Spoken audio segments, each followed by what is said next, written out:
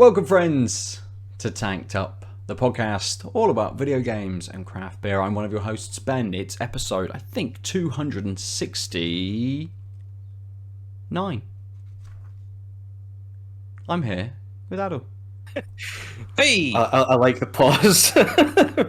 Just running through in my head, like, 269, yeah, what do I do next? Okay, yeah, other people. Do you know what we should have said? We should have said, nice. Nice. We're also here with returning guest, Adam. Yeah, I'm back much sooner than normal, but this time I promise not to hijack the entire podcast like last time. Sometimes you've just got to spend that extra bit of time, as you wanted to, getting through all of your thoughts and feelings about, you know, Elite Dangerous and Odyssey for that episode. So. Yeah, it made a big difference because I did actually then sit down and write something for the site like I was supposed to, so you can find that on outoflives.net. You guys and your writing articles for the site instead of just making video content. Or you can listen to all 2.5 hours of me ranting about it on Tanked Up. Well, 2 hours and other important stuff after. Yes. That's very kind of you, calling this the rest important stuff. Should we open some beers? Yeah. Yeah. Adam, what are you drinking tonight as a non-beery man?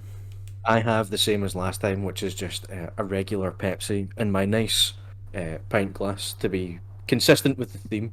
Perfect. You know, well, partially consistent anyway. Good.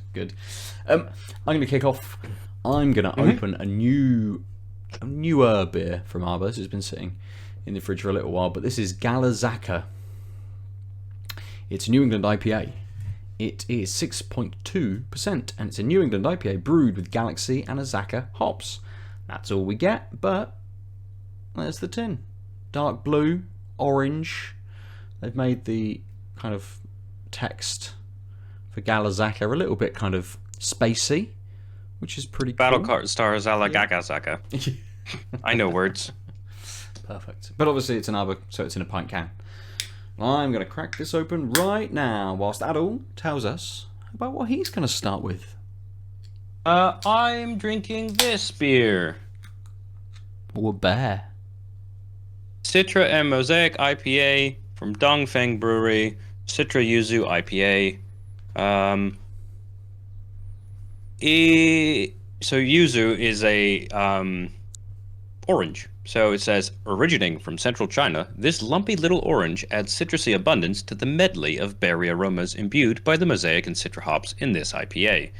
It is brewed at Dongfeng Brewery, which is in Belgium. It is a 4.2% ABV, and as you can see, it's in this really cool looking can. I love the bear. I'm assuming this says Yuzu, but I don't know the characters, but I just would make sense. For all we know, that's a slur. Yeah, and then I believe it's the text in as well in Chinese. But again, I don't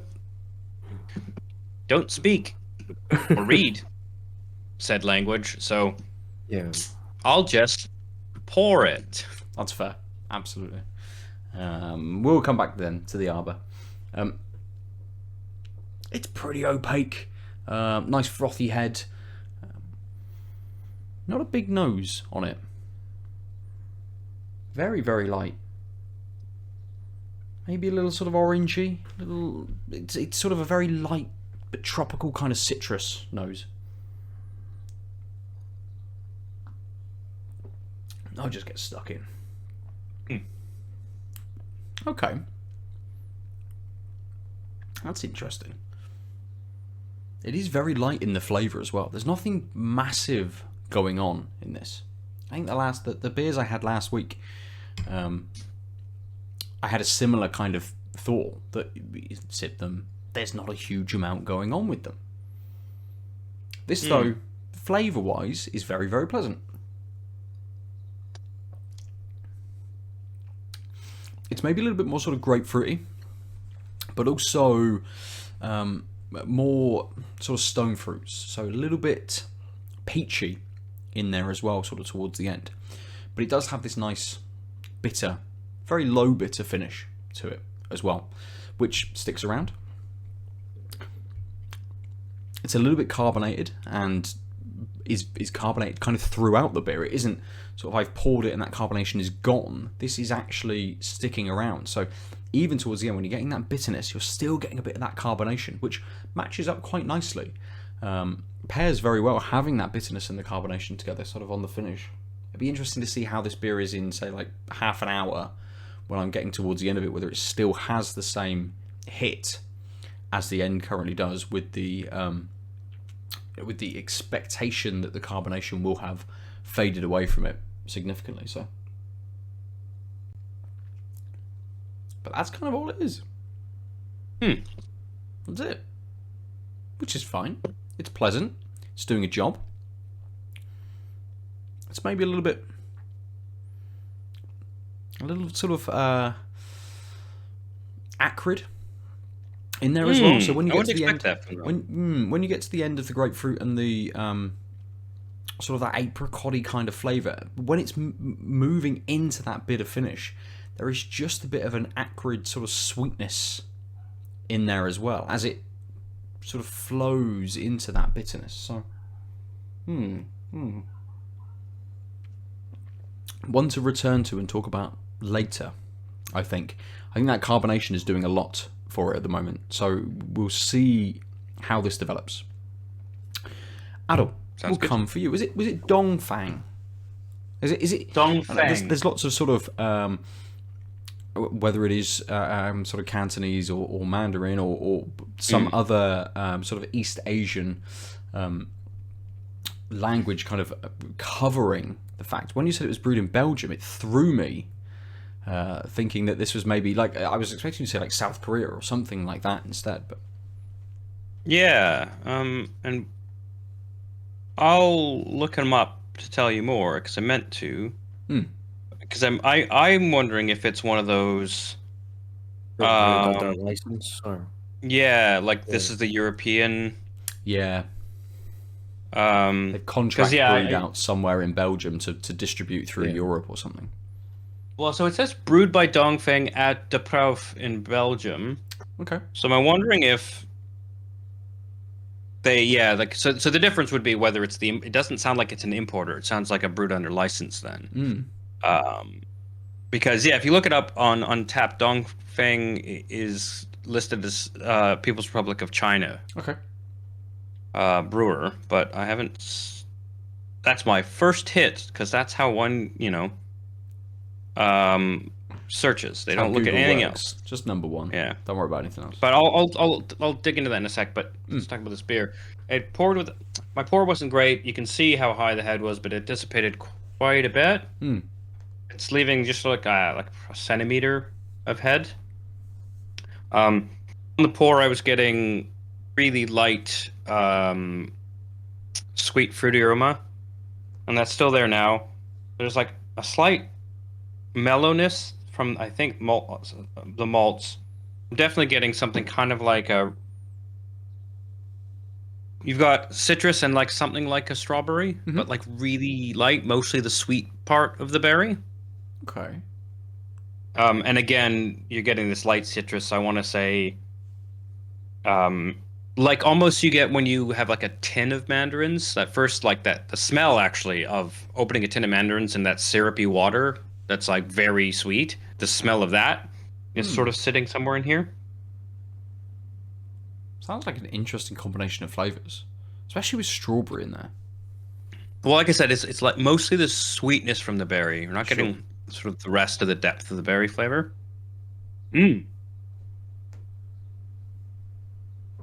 Oh, this is really nice. It's, what did I say, 4.3%, 2%. Okay. It's just got enough effervescence, and it's got what am I trying to say?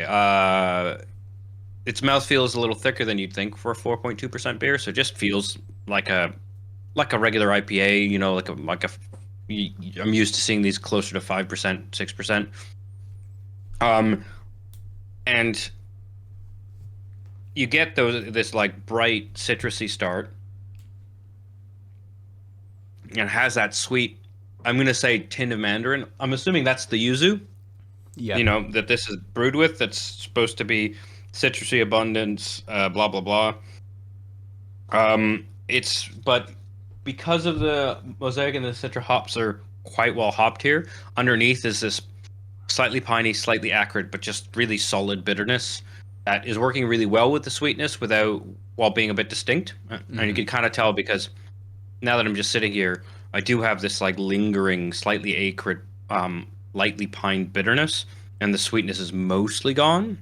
But it's really well blended, really well balanced. I talk a lot about a taste curve. This is more like two lines in parallel Okay. that are sort of really close but not quite overlap. Like it's not like they're far apart, so it's like, oh, there's this note and this note, and they're fighting. This is just sort of like these things are doing things. They're close, but they're not sort of taking turns until the sweetness sort of fades. And even then, it's just the fact that the bitterness fades a little slower. But really tasty. It's not going to last long. I think it's been a hot day, and this is like the perfect hot day beer. I feel really refreshed. That the sweetness and the citrus is just like really refreshing, and so I think this might not take a while. That's fair. That's fair. It's always good. Today's been an odd day here in Bristol, at least, and it's kind of been warm and then a bit cooler when it's clouded over, which it's done lots kind of during the day. So having a lovely, very refreshing beer right now would sit very, very well. Perfect. He says having a different type of beer in front of him, I guess. I mean, it's still enjoyable. I'm still enjoying this. But we will jump in, as we have spoken about the beers that we have cracked, to some video games and move into our topics for the week. Adam, we will start with you, as you've just let us rant for the last sort of 5 minutes about beers, which I know you're not a big fan of. I like that I'm letting you do the thing that you do on your own podcast. How times have changed. Sat very patiently whilst we did it. Yeah, that's just how that goes.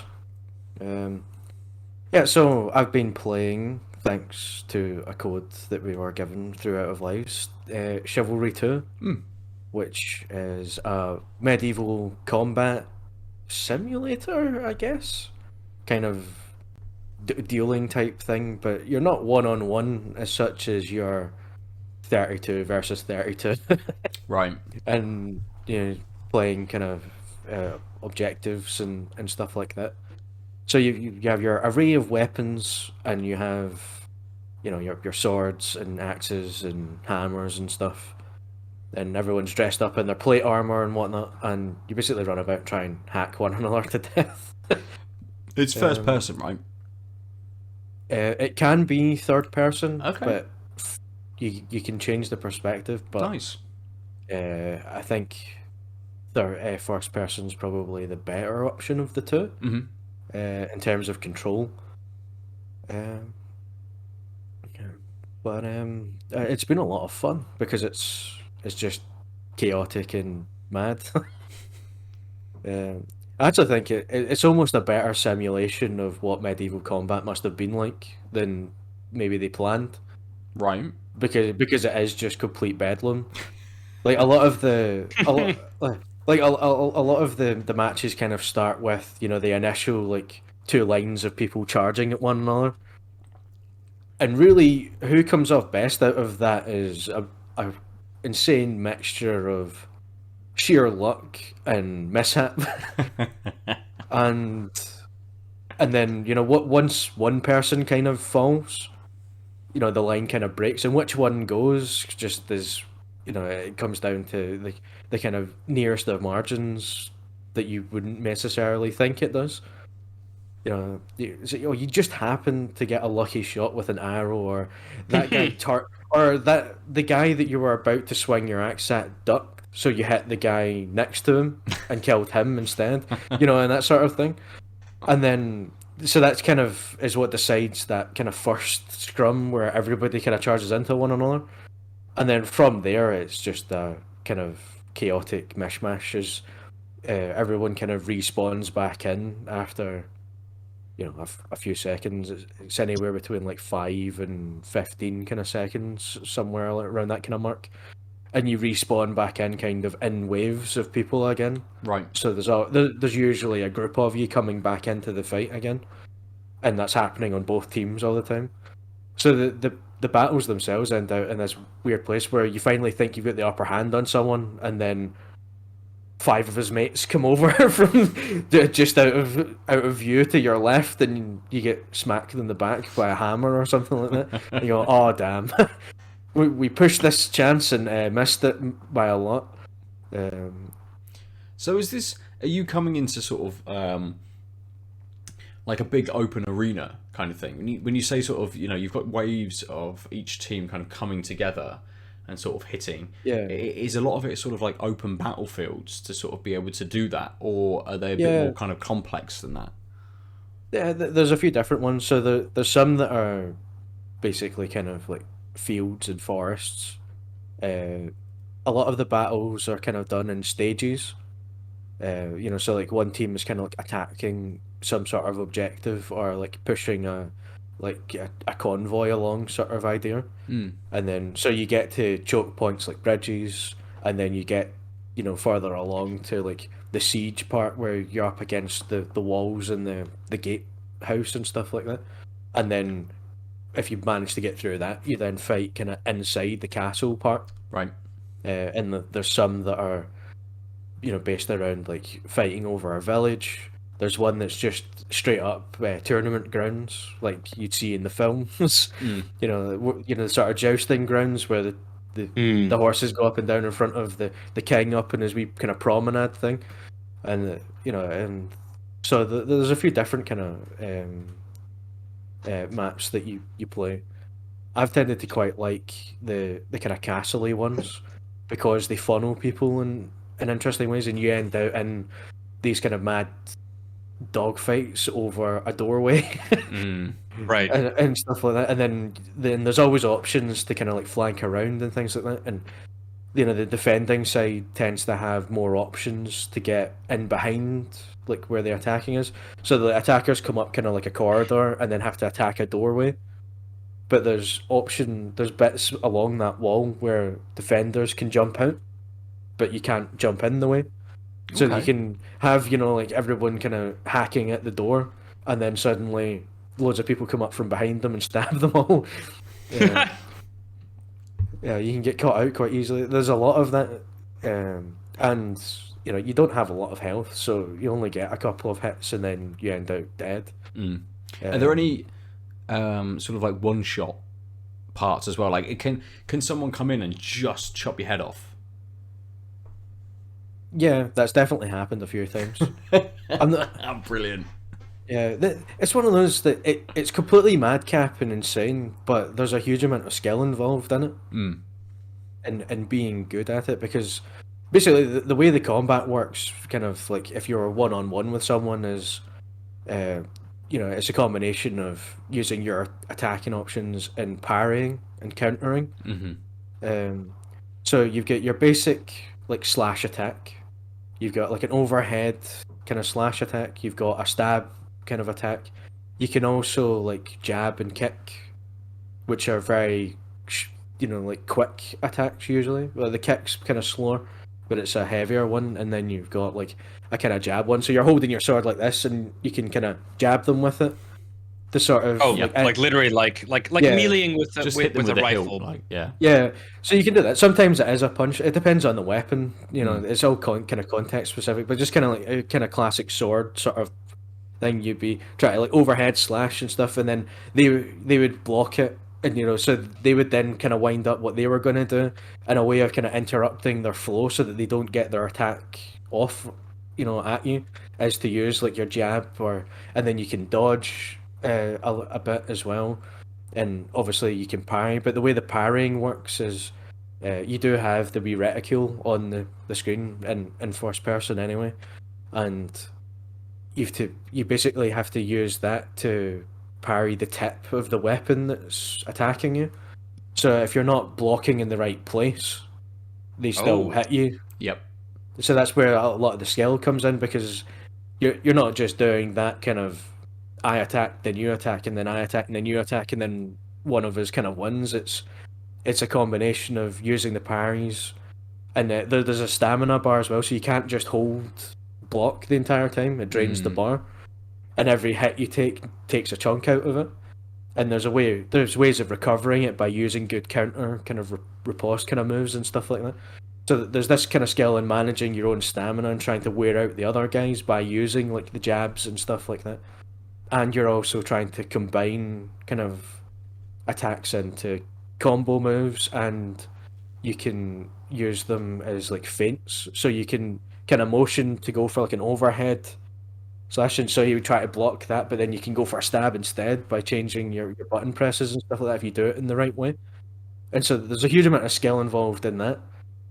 But the reason it's so madcap is you don't get a one-on-one fight for very long because immediately someone else is charging in. And sometimes being up in numbers doesn't help you because you can just as easily hack your friend to death as you can the enemy. Perfect.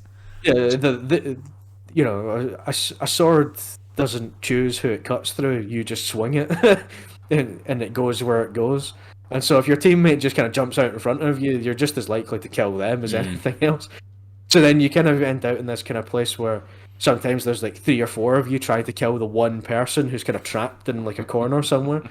But your only option really is to try and kind of stab at them or use the overhead because you're not using the horizontal where you're going to hit your teammates too much, which makes their life a wee bit easier in trying to block. And if they hold off for long enough, you know, that's when some people will come running along and help out, and you end up getting stabbed in the back and losing the advantage and all that. So you end up in this just crazy place.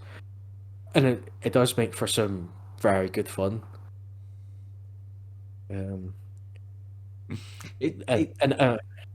was going to say, is there... You keep saying about like different weapons and things, and obviously that affecting kind of like the attacks. Are there, like, do you pick classes, or is it just I've got a sword now, I've got a hammer now, I've got a bigger sword now? Yeah, there's classes, and each class has kind of different weapons available as you level up in the class. You can unlock different ones. And so the differences between the weapons are their reach, the speed, and the damage that they do. So you can obviously have very quick to use, like small knives sort of attacks, and you know, like a bigger sword has a much bigger reach, but is slower to, you know, to swing at people and that sort of thing. So that's where the kind of differences come in, and you do notice that very quickly that it's very difficult to get near people who have got the kind of spears or like halberd type long-handled stuff if you've just got a sword or an axe or something. So yeah, so it's broken up into classes. There's also archer classes, so there's archers and crossbows that you can use. That's one kind of style of class. There's Now, can you do something like sniping with the art? Like how much mapping to the regular? Like Ben was mentioning one shots before, and I was really curious. Like, is there like a stay at the back ranged? If I'm good, boy, are you screwed? Or is that just not like a class in the game? There's definitely is an element of that. I'm not 100% sure if you can be one-shotted with an arrow at full health, but very often you're running about with less than that. Right. So I have been just smacked by an arrow from nowhere that I've not seen coming and killed, and I've done it to a few people as well. Because that, again, you know, you have to be careful about it because you can just as easily kill your teammates with them. But it is definitely a tactic. That a lot there's usually at least a few archers, and they can be quite invaluable in just harrying people and stopping them doing anything. Because as soon as you realize an arrow's whizzed past you or you've been hit by one, you start kind of being much more aware of the fact that, you know, you're out in the open now, that they can see and where the shot came from, and that sometimes that split second of, oh bollocks, there's an archer here, is enough to make you miss the time you're parry and get fucking sliced in half. Right. But my favorite thing that I discovered in the game is you can, as a sort of last resort, throw your weapon Oh, that you're holding. nice. So my favorite trick is essentially using the class that I've went. I can carry 2 axes. So my favorite trick is to have fights with people and then just lob one of them at them. Can you pick And it back up? yeah, you can pick them back up. You can pick up other Nice. weapons as well. There's some limitations. I'm not entirely sure what they are about that. I think it's just class specific. But yeah, if there's weapons on the ground or your enemy drops one or anything like that, you can pick them up. There's also been times where I've thrown my axe at someone and they've got it caught in their shield, and I've been able to pick it up off their shield That's very cool. whilst running away from them and trying not to get stabbed by their sword. And then I'm like, "Give me my axe back! I need it." Kind of dancing about. Amazing. So you could go like full Rambo and run in, sort of take out a couple of people with whatever you've got, throw your axes and miss them, pick up a bow and arrow and take some people out with that, then run along when you run out of arrows and pick up a sword and kind of, there's that possibility of being able to just keep going. If you're good at it or you have a good run of luck where you just happen to be in the right place at the right time, then you can go quite far. Because I always tend to find as well, because the way it scores it is there's takedowns, kills, and then obviously your deaths. And the way it scores it is takedowns and kills are essentially the same. Mm-hmm. And you get takedowns as long as you've did enough damage to someone. So even if they kill you and your teammate gets them, you still get credited with points on the board for it. Like for you. So I tend to find that even though quite often you sort of run into a melee, go "Wah!" and end out dead almost immediately, you still pick up some points here and there for it, and you feel like you've helped in some way, even though chances are you didn't. Right. But then there's other times where I felt like an absolute boss, like holding up like the kind of broken bit of like kind of castle wall sort of rampart thing, where they're running up it, and me and like 2 or 3 of the people in my team were holding the top of it, not letting them get right up onto the top of it. And you end out and you get into that sort of place, and I ended out, I got like 3 or 4 kills just with a single swing of my sword at that point.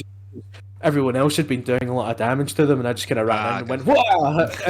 and I happened to be the one that got them all. Chances are their teammates helped quite a bit with that, because there was a lot of them standing there. But so I got like 3 or 4, and then another couple we got, and then I get wiped by an arrow from a guy standing at the bottom of it that hadn't came running up it yet. And that's sort of the fun, because it's just crazy. So it's one of those games that you take it seriously enough that playing the objective and trying to win the games, but I'm not taking it that seriously that I get upset every time I die. It's not like the way you sometimes get in more competitive games like a Call of Duty or whatever, where every time you die feels like a horrific failure. In this, it's just the part of it. Everybody gets it. And it can be from something as daft as you stepped out in front of your teammate just as he decided to lob his axe at the enemy, 10 feet down just take it the straight road. in the face. Like. It happens. It really does. It is that kind of crazy. It'd be great fun. I really. So how is matchmaking done? Like, speaking of like Call of Duty and things, like with those games, which are people like care more about being good. Yeah. You have a ranking or a point system or whatever, and then you get matched with similar. That's a thing, right? I don't even know if that's true with the latest Call of Duty. I'm making things up. Games have done this. Yeah, it's skill-based matchmaking. Usually you have you either have an overt like ranked playlist where you play games and you get placed based on how you do, or a lot of games have a kind of hidden ranking that they give you that they work out in some nebulous way that to try and differentiate people. Because the games like skill-based games like Call of Duty and stuff like that are more fun when the games are competitive and you're not constantly being stomped on or stomping other teams. Sort of what I was going to get to is, are you aware of whether people, like, because you're saying, like, boy, is this game kind of I can have like tactics and where I go, but when I Yeah. get there, right? That seems Yeah. to be the vibe you're saying. Like I was just curious, are there like lobbies where it's like, oh no, I've mastered the Yeah. swing so I can, halfway through the swing hit Yeah. jump or something so it just hits the one guy. You know how people are. Yeah. You can definitely tell the difference between people who are clued in on the best way to use the mechanics in their weapons and the people who aren't. When you come up against them, because you do start to notice, oh, that guy's killed me a few times now, and it's not been close. And you do get the ones where you have quite good deals with certain people because you're both almost as hopeless as one another. And well, in Hmm. my case, because we're both equally hopeless, and then I lob an axe at them, and sometimes that works, and sometimes it doesn't. um, so I'm not sure if the matchmaking has a skill based element to how it sorts people. I don't know if it's Hmm. maybe too early for that still. But there's definitely a difference in the skill level of players.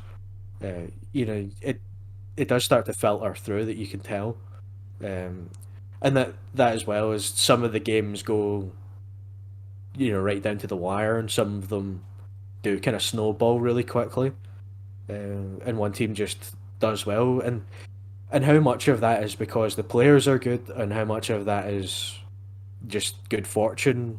I really don't know.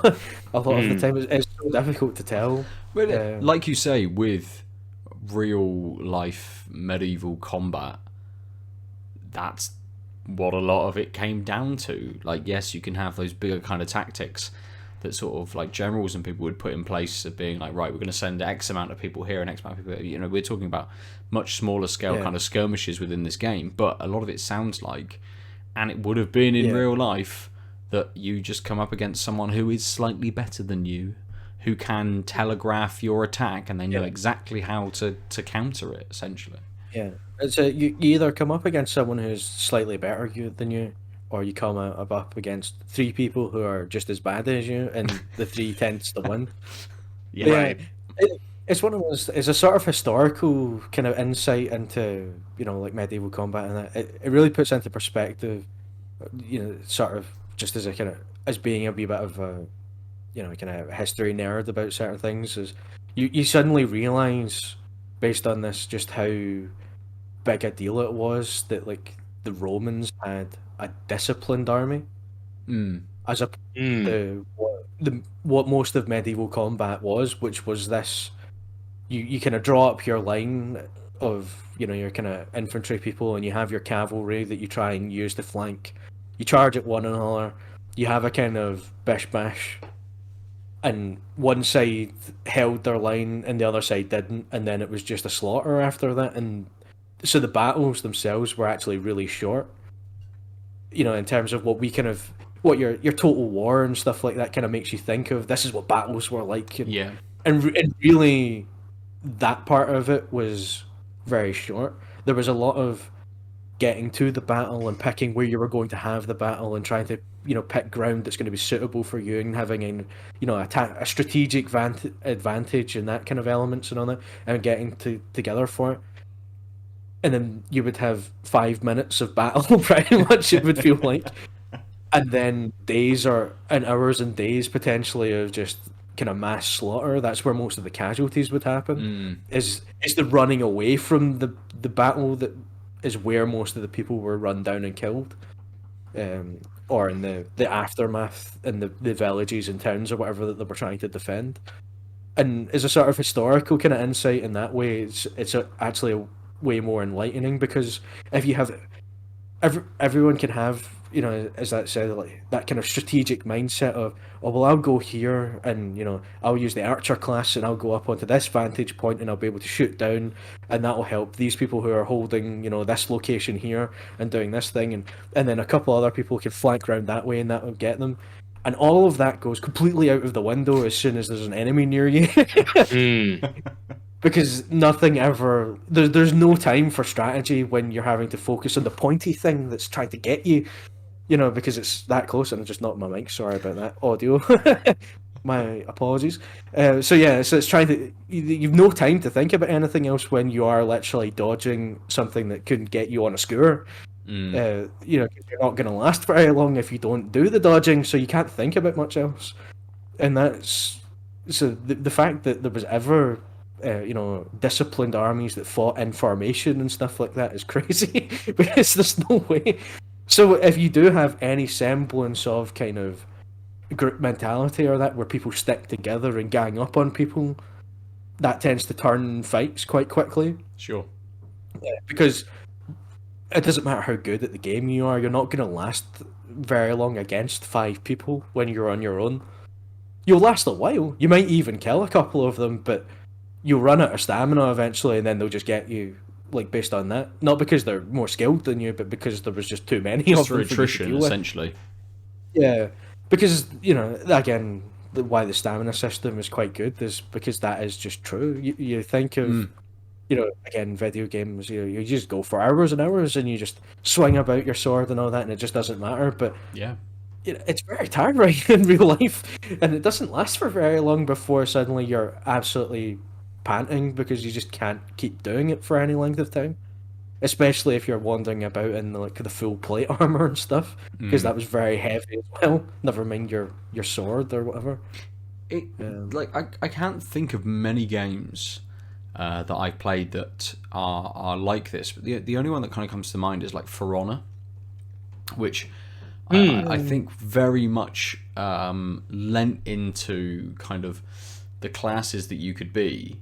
And I only ever really played the beta and a little bit of it, not a huge amount, but it very much seemed like this class trumps this class, but this class trumps this class, and this class trumps it. And you know, there's this kind of effect that if you come up against this person, you're essentially done, and you have to hold out until somebody else kind of turns up. Yeah. And Takes them out, yeah. is there part of that in there as well? Like if you're one-on-one with someone, you know that they've got a certain sort of style of play, or they've got these weapons, and you think, right, I'm really getting hammered here. I have to hold out as long as possible. Yeah, there is a bit of that, but you can always turn a fight around. That's where again where the skill based stuff comes into it, because the 3 elements of the weapons, the damage that you can do, the speed you can swing it, and the reach it has comes into play.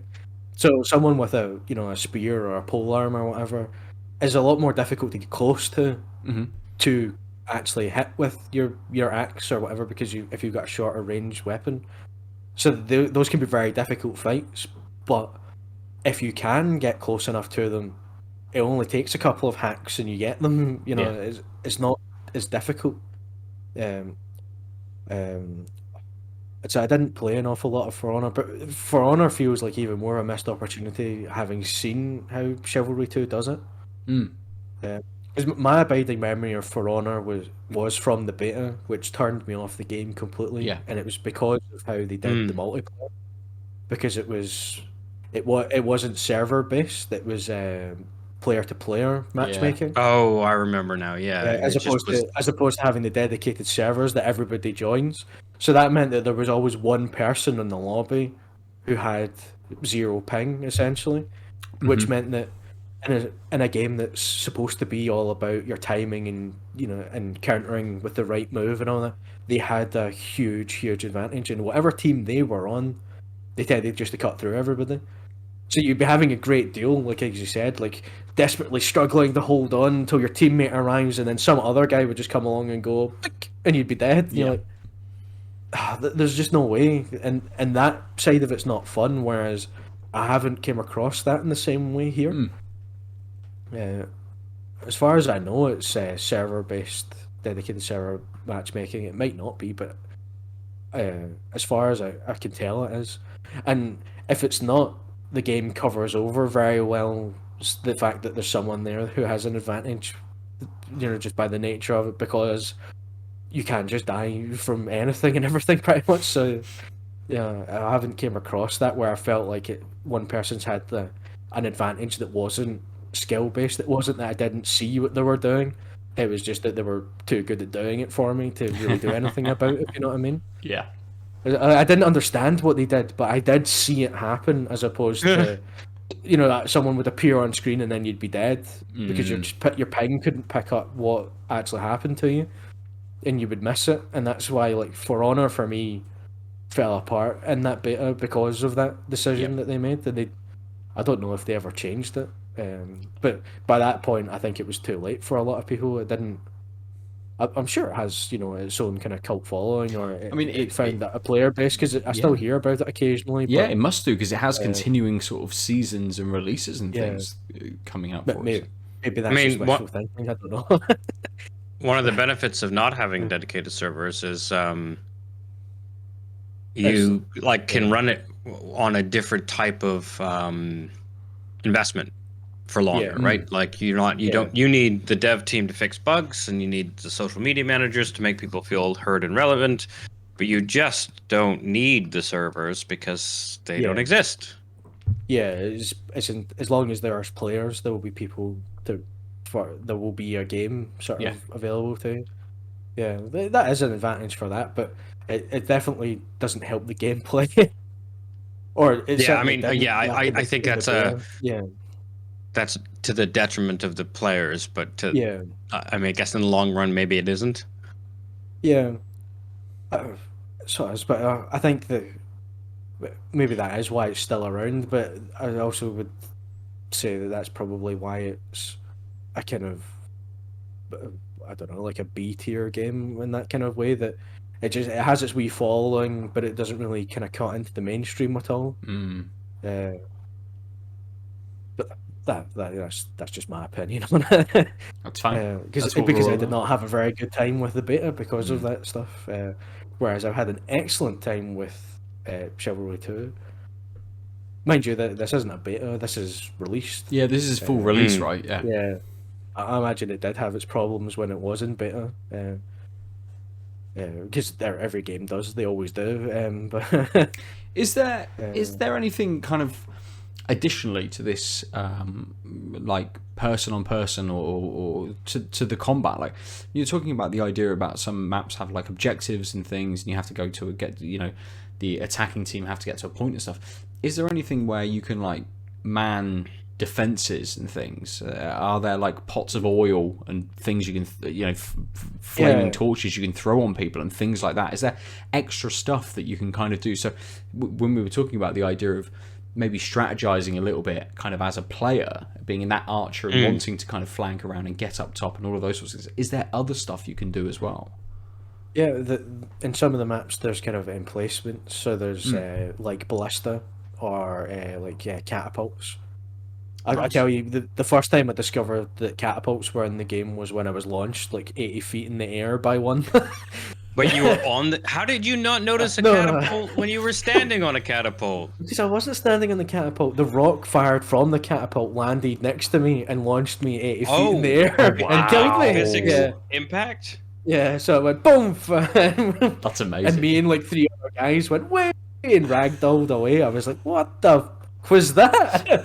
I was not impressed at all until because I thought for a minute that was like some sort of trap or a bug or something, where I was like, that should not have happened. And then I'm like, and then I seen the next time I loaded in, the rock kind of arcing across, and I'm like, that's a fucking catapult. Yeah. So that was impressive. So yeah, it depends on the map. So there's some of that on any of the kind of like battlements, the ramparts and stuff like that. You tend to find there'll be like wee piles of like rocks and stuff you can pick up and kind of just lob down at people. Right. So you do get that kind of stuff. And there are items kind of spread throughout the maps. There's different ones. One of the things that you see a lot of people doing is picking up like a shovel and just trying to kill people with that. Right, of course. That's one of the things that I've noticed that people do. If there's shovels about, people love picking them up to smack people with. And yeah, and some of the kind of like objectives are based around having flaming torches and setting stuff on fire. Okay. So there's like what do you call it? Like an obstacle in like the pathway of a convoy that you have to go destroy, and that's how you do it. Is there's kind of it's like 9 patches of kind of stuff that you have to go burn, And so the entire point of that area is the fact that you have to take a flaming torch from where the fire pit is and get it up to that and lob it at it. Which obviously is difficult because if you're holding a flaming torch, you can't hold your big giant sword. Yeah. You have to have Oh, right, of course. something like that.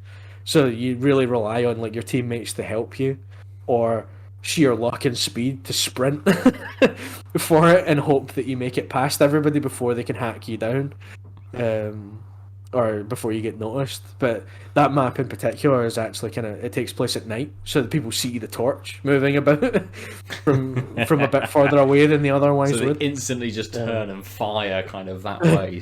Yeah, the crossbow bolts just whizzing all over the shop. Yeah, and then you see people chasing after you with their spears, going "Wah!" Yeah. Because one of the best things that they have in the game is if it's the C key on PC is it's war cry, and it basically pops up. You should war cry as you're going into battle and stuff like that. So you basically just push the button and all the characters go "Wah!" Yeah, it's that sort of thing. Just a kind of default kind of emote thing. So that's what everybody does. You just charge forward and do that. And then, if you get down, you can get picked up and kind of like revived. You can maybe get a second chance, depending on how you get killed, sort of thing. You can do that. And that tends to be the greeting of thank you, is just, "Wah!" People, just because it's the easiest key to hit, instead of using the actual emote system they've got. Because they do have a few other ones that are a bit more specific, but sometimes just "Wah!" is enough. Right. It definitely fits with the maniacal kind of gameplay that you've described. That the way that you communicate is to just scream at each other. I mean, it's no Sounds different about right. to Twitter, isn't it? Hey. It's Twitter with more sharp objects than anything. Yeah. Yeah, because because it's so universal. It's easy because it's yay for victory, or yeah, no, I or, gotcha. I missed with my axe, or I got him, wait, or thank you for getting me up, or or that guy got away. Well, we'll chase after him. It covers kind of everything in that way. Just people just spam it for everything. It's great. Brilliant. It fits the tone perfectly. What are your kind of just to round us out for the chat about sort of Chivalry 2? What kind of like your final thoughts, I suppose, for the time that you've had with it so far? I think my final thought is throwing axes is great. Just because there's Nice. nothing better than catching people by surprise by just absolutely hoofing a weapon at them from distance that they're not expecting. Because it creates some. I've absolutely been like shaking with laughter at some of the stuff that's just happened on screen. Because you're like having a fight with someone, and then I'll just like lob it, thinking that that'll be the final blow, and like you miss the first guy and you hit somebody behind them and kill them instead. And things like that. That's where there's all this stuff where, as I said, there is a lot of skill to it, but there is this just insane madcap element of there's 64 players in a match, or well, in the kind of biggest mode there is. There's a kind of 40 player mode that's 20v20 instead. But I've been playing mostly the 64 player one. I And mean, the it sounds fact a lot like Battlefield in that way, where it's like Yeah. actually like the uber big map modes where you've got to do a thing and then maybe another thing, or like there's a billion people. That's like where the juice of the game and its scale really makes you feel, like you're doing a big thing.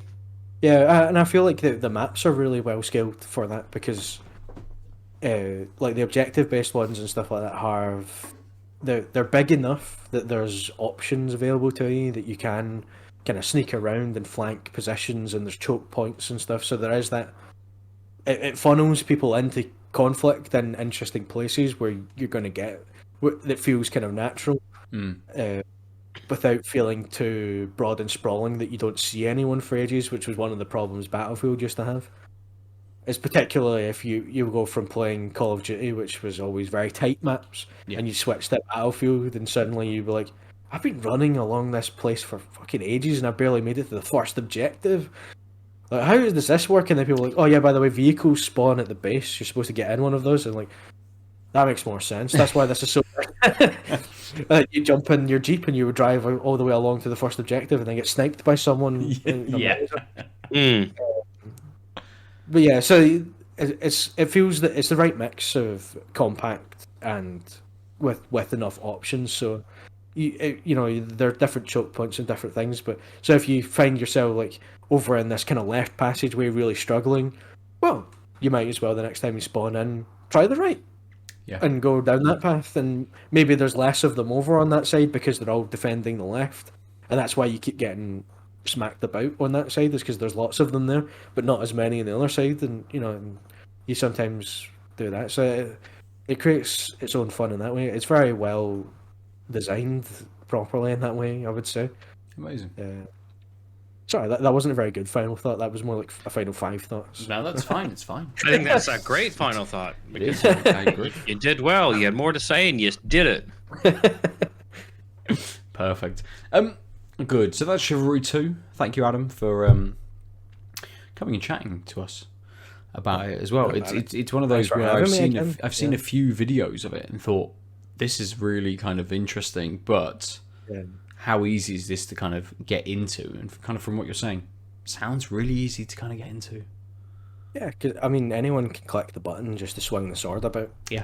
Yeah, it's very handy learn by doing game in that way, because it fits perfectly into the same way that like Tetris or Pac-Man or that is very easy to understand the controls on, but there's a lot more skill involved in learning the right way of doing it that you get into the higher levels of play. You know, so everyone can play Pac-Man, but only people who spend the time to get good at it get, you know, into the high score in the end game and completing a lot of the levels sort of idea. It fits into that mold very well. I have written some stuff up for it for the site. Nice. I just need to sift through some of the stuff I've saved so that I can clip out some bits to put on as well, just so people see what I mean. Perfect. But most of that is going to almost certainly contain some axe throwing, because that's the bits that make me laugh the most. So there'll be a bit of that's exactly what we that want. tends to be how it goes. I mean, that's all we need, really. So yeah, good. Should we open some more beers up? I know, Aadil, you smashed through that first beer. What are you opening up? I warned you I would. Yeah. So, do you want me to start? Yeah. What are you going to open up next? I've got from Hammerton, the City of Cake. Ooh. It's a chocolate fudge cake stout. It is 5.5%. A deep and rich chocolate milk stout, balancing roasted coffee, chocolate notes with a sweetness followed with fudge and caramel aromas. Is that a beer or a dessert? I mean, ¿por qué no las dos, Jeff? Yeah, so it's got lactose along with barley, wheat, hops, and yeast. But yeah, I'm curious how much chocolate fudge cake this will be. Mm-hmm. It's did I say the percentage? I don't know if I did. I'm just waiting on you now to get out your big knife and cut the can in half and go cake all along. Oh man. If they haven't made that as their advertisement, they're doing it wrong. I mean, it's an out of date meme at this point, but it's still funny. Yes, but I think it would fit very, very well. So I am going to open Bigger Pigs, which is a West Coast double IPA from Verdant. I think they've got a beer called Pigs. Lots of pigs. But yeah, beer or breakfast. This Bigger Pigs, a West Coast double IPA, has got lots of stuff in.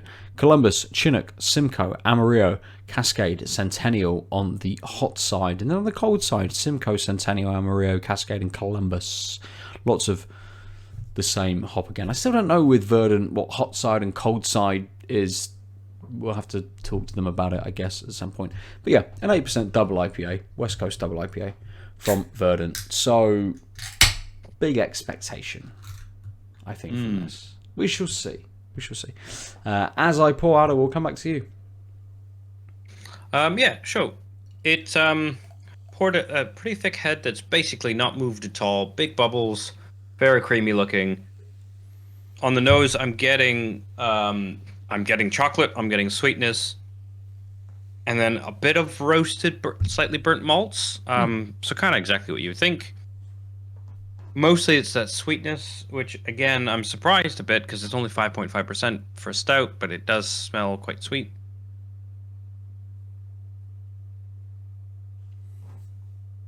So it has a thickness and a creaminess, which I think is coming from the sweetness, the fact that you got the lactose that isn't being eaten by the yeast, but it's quite thin. I noticed, like the actual mouthfeel, it's like quite wet. I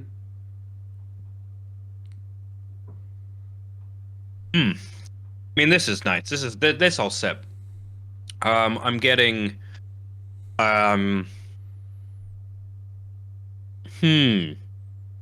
I'm just a little shocked by how much that burnt, slightly acrid, like burnt malt taste is coming through.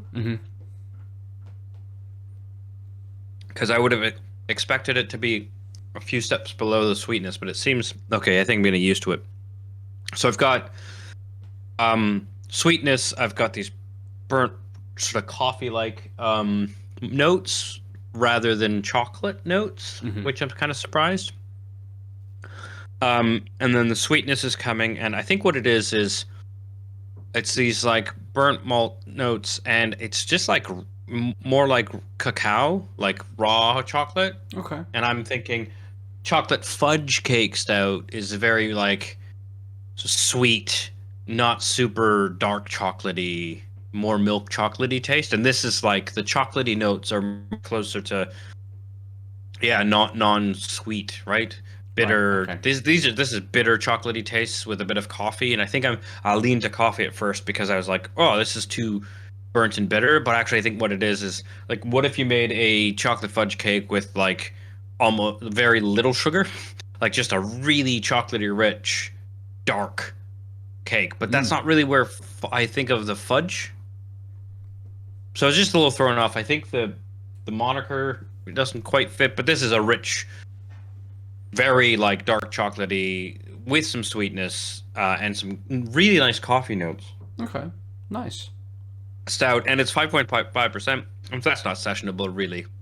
Like, this is actually, I've had sort of weaker stouts recently, and even though this is much sweeter than I normally would go, because it's got so much of that bitter roasted back end, I'm like, oh, this is punching above its weight ABV wise. And actually, so I'm just staring at the tin. As I'm drinking it, I'm like, I can't believe this is only 5.5%. I'm actually kind of glad. I was a little wary about how sweet, sickly chocolatey it might be, and it's just nowhere near that. Okay. So I think it's more like a dark chocolate cake than a fudge cake, but maybe I just haven't had the right fudges. Possibly. How many British fudges have you had? Upwards of 2?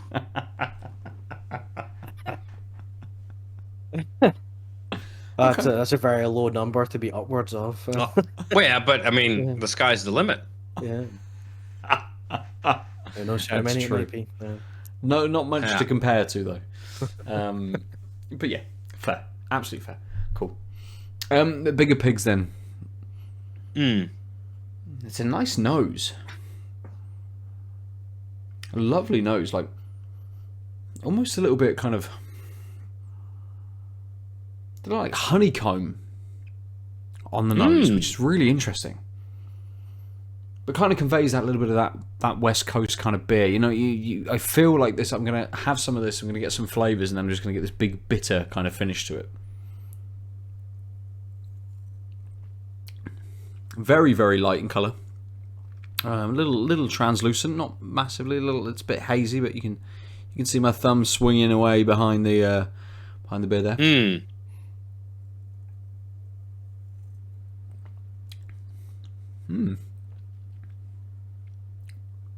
It's maybe not quite as bitter as I was expecting. It's very, very, again, another really light beer. Not something that's smashing me with kind of a big flavour. It's very delicate. I don't know whether, like, there's so many hops in this. Do you think they're like kind of pushing yeah, I mean, like, each other away rather than bringing themselves up? Yes, so Columbus, Chinook, Simcoe, Amarillo, Cascade, Centennial, like, you feel that they would go, they're the kind of hops that you feel would go very well together. But expecting a much more fruity, but bigger and piney, bitter kind of beer from some of these. Knowing kind of how like Cascade or Chinook or Centennial can kind of work on the finish and how that can kind of give you that big bitter finish, but then getting a little bit more fruitiness and kind of, and still a pininess, but still a bit more fruitiness from sort of like the Simcoe. This sort of just gives me a very malty, almost bready into this kind of slightly sweet honeycomb beer into then that piney finish, but really, really light piney finish. Like, there's absolutely no way I would say this was 8%. None whatsoever. It feels like it's 4.5%, 5%, like session version of a West Coast IPA.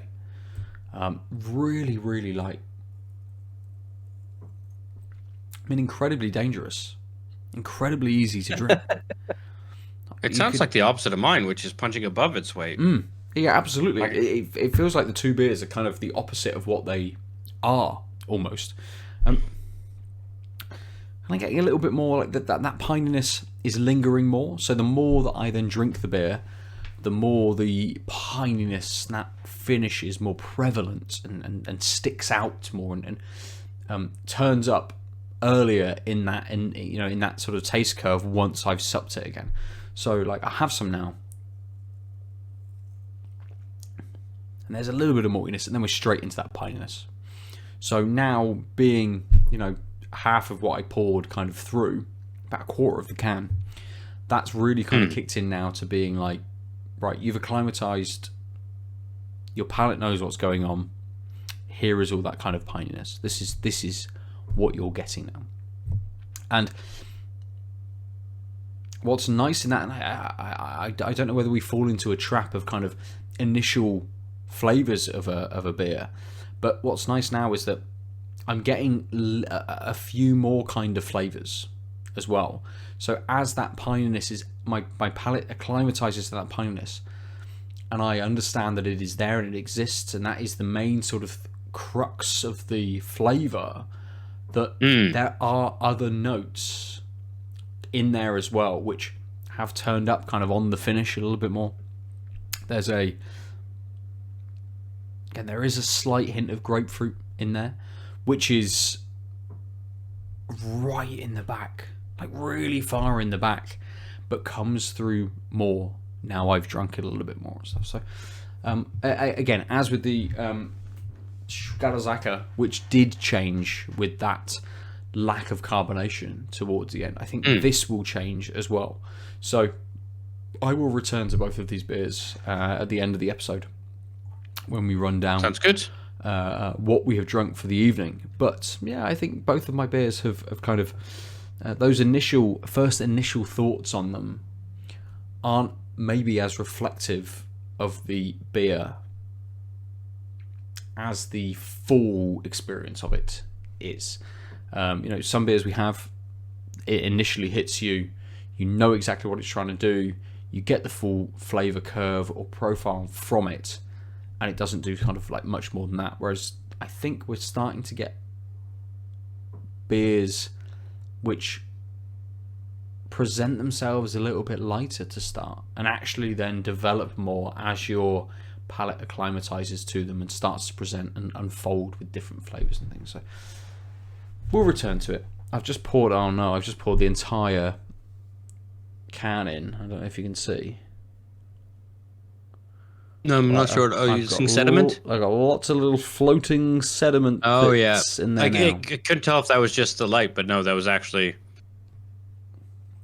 Yeah. Well, I just dumped Less the rest good. of the can into the glass. And obviously came with a few little friends, which is fine. That's fine. I don't mind. Did it give you a heads up on the can that it was... No. Bigger pigs, nothing. Nothing. It's Verdant. They tell you nothing. They do say the hops, but that's fine. So let's move on with the rest of our topics for this week. Aadil, I'll let you jump in.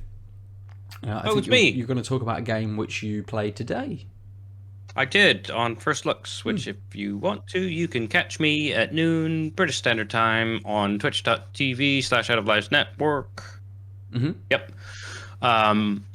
Where I play take a look at a game that's newish. This game came out this month, June 1st.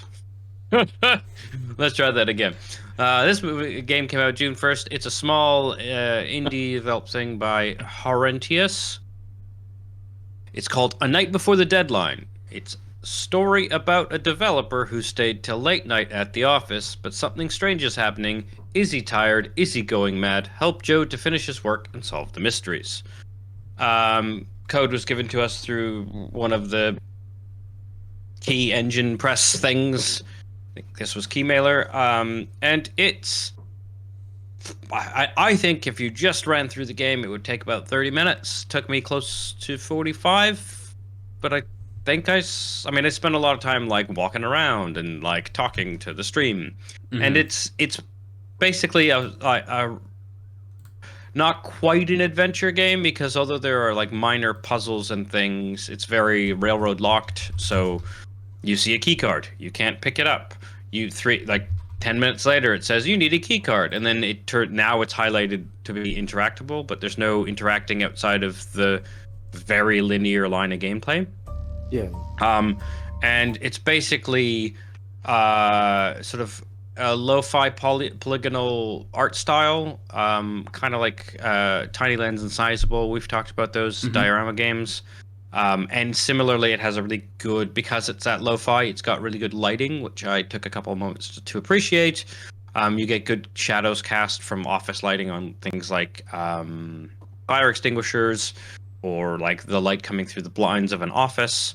And yeah, it looks pretty good. The only thing that it doesn't do is like mirrors or reflections, but that's fine because it's lo-fi.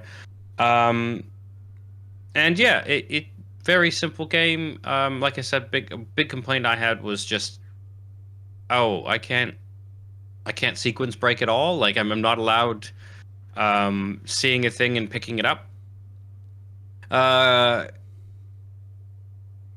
It's short. It's £2.89, I believe. So if you want 45 minutes of just wandering around in an office by yourself, that's fine. I think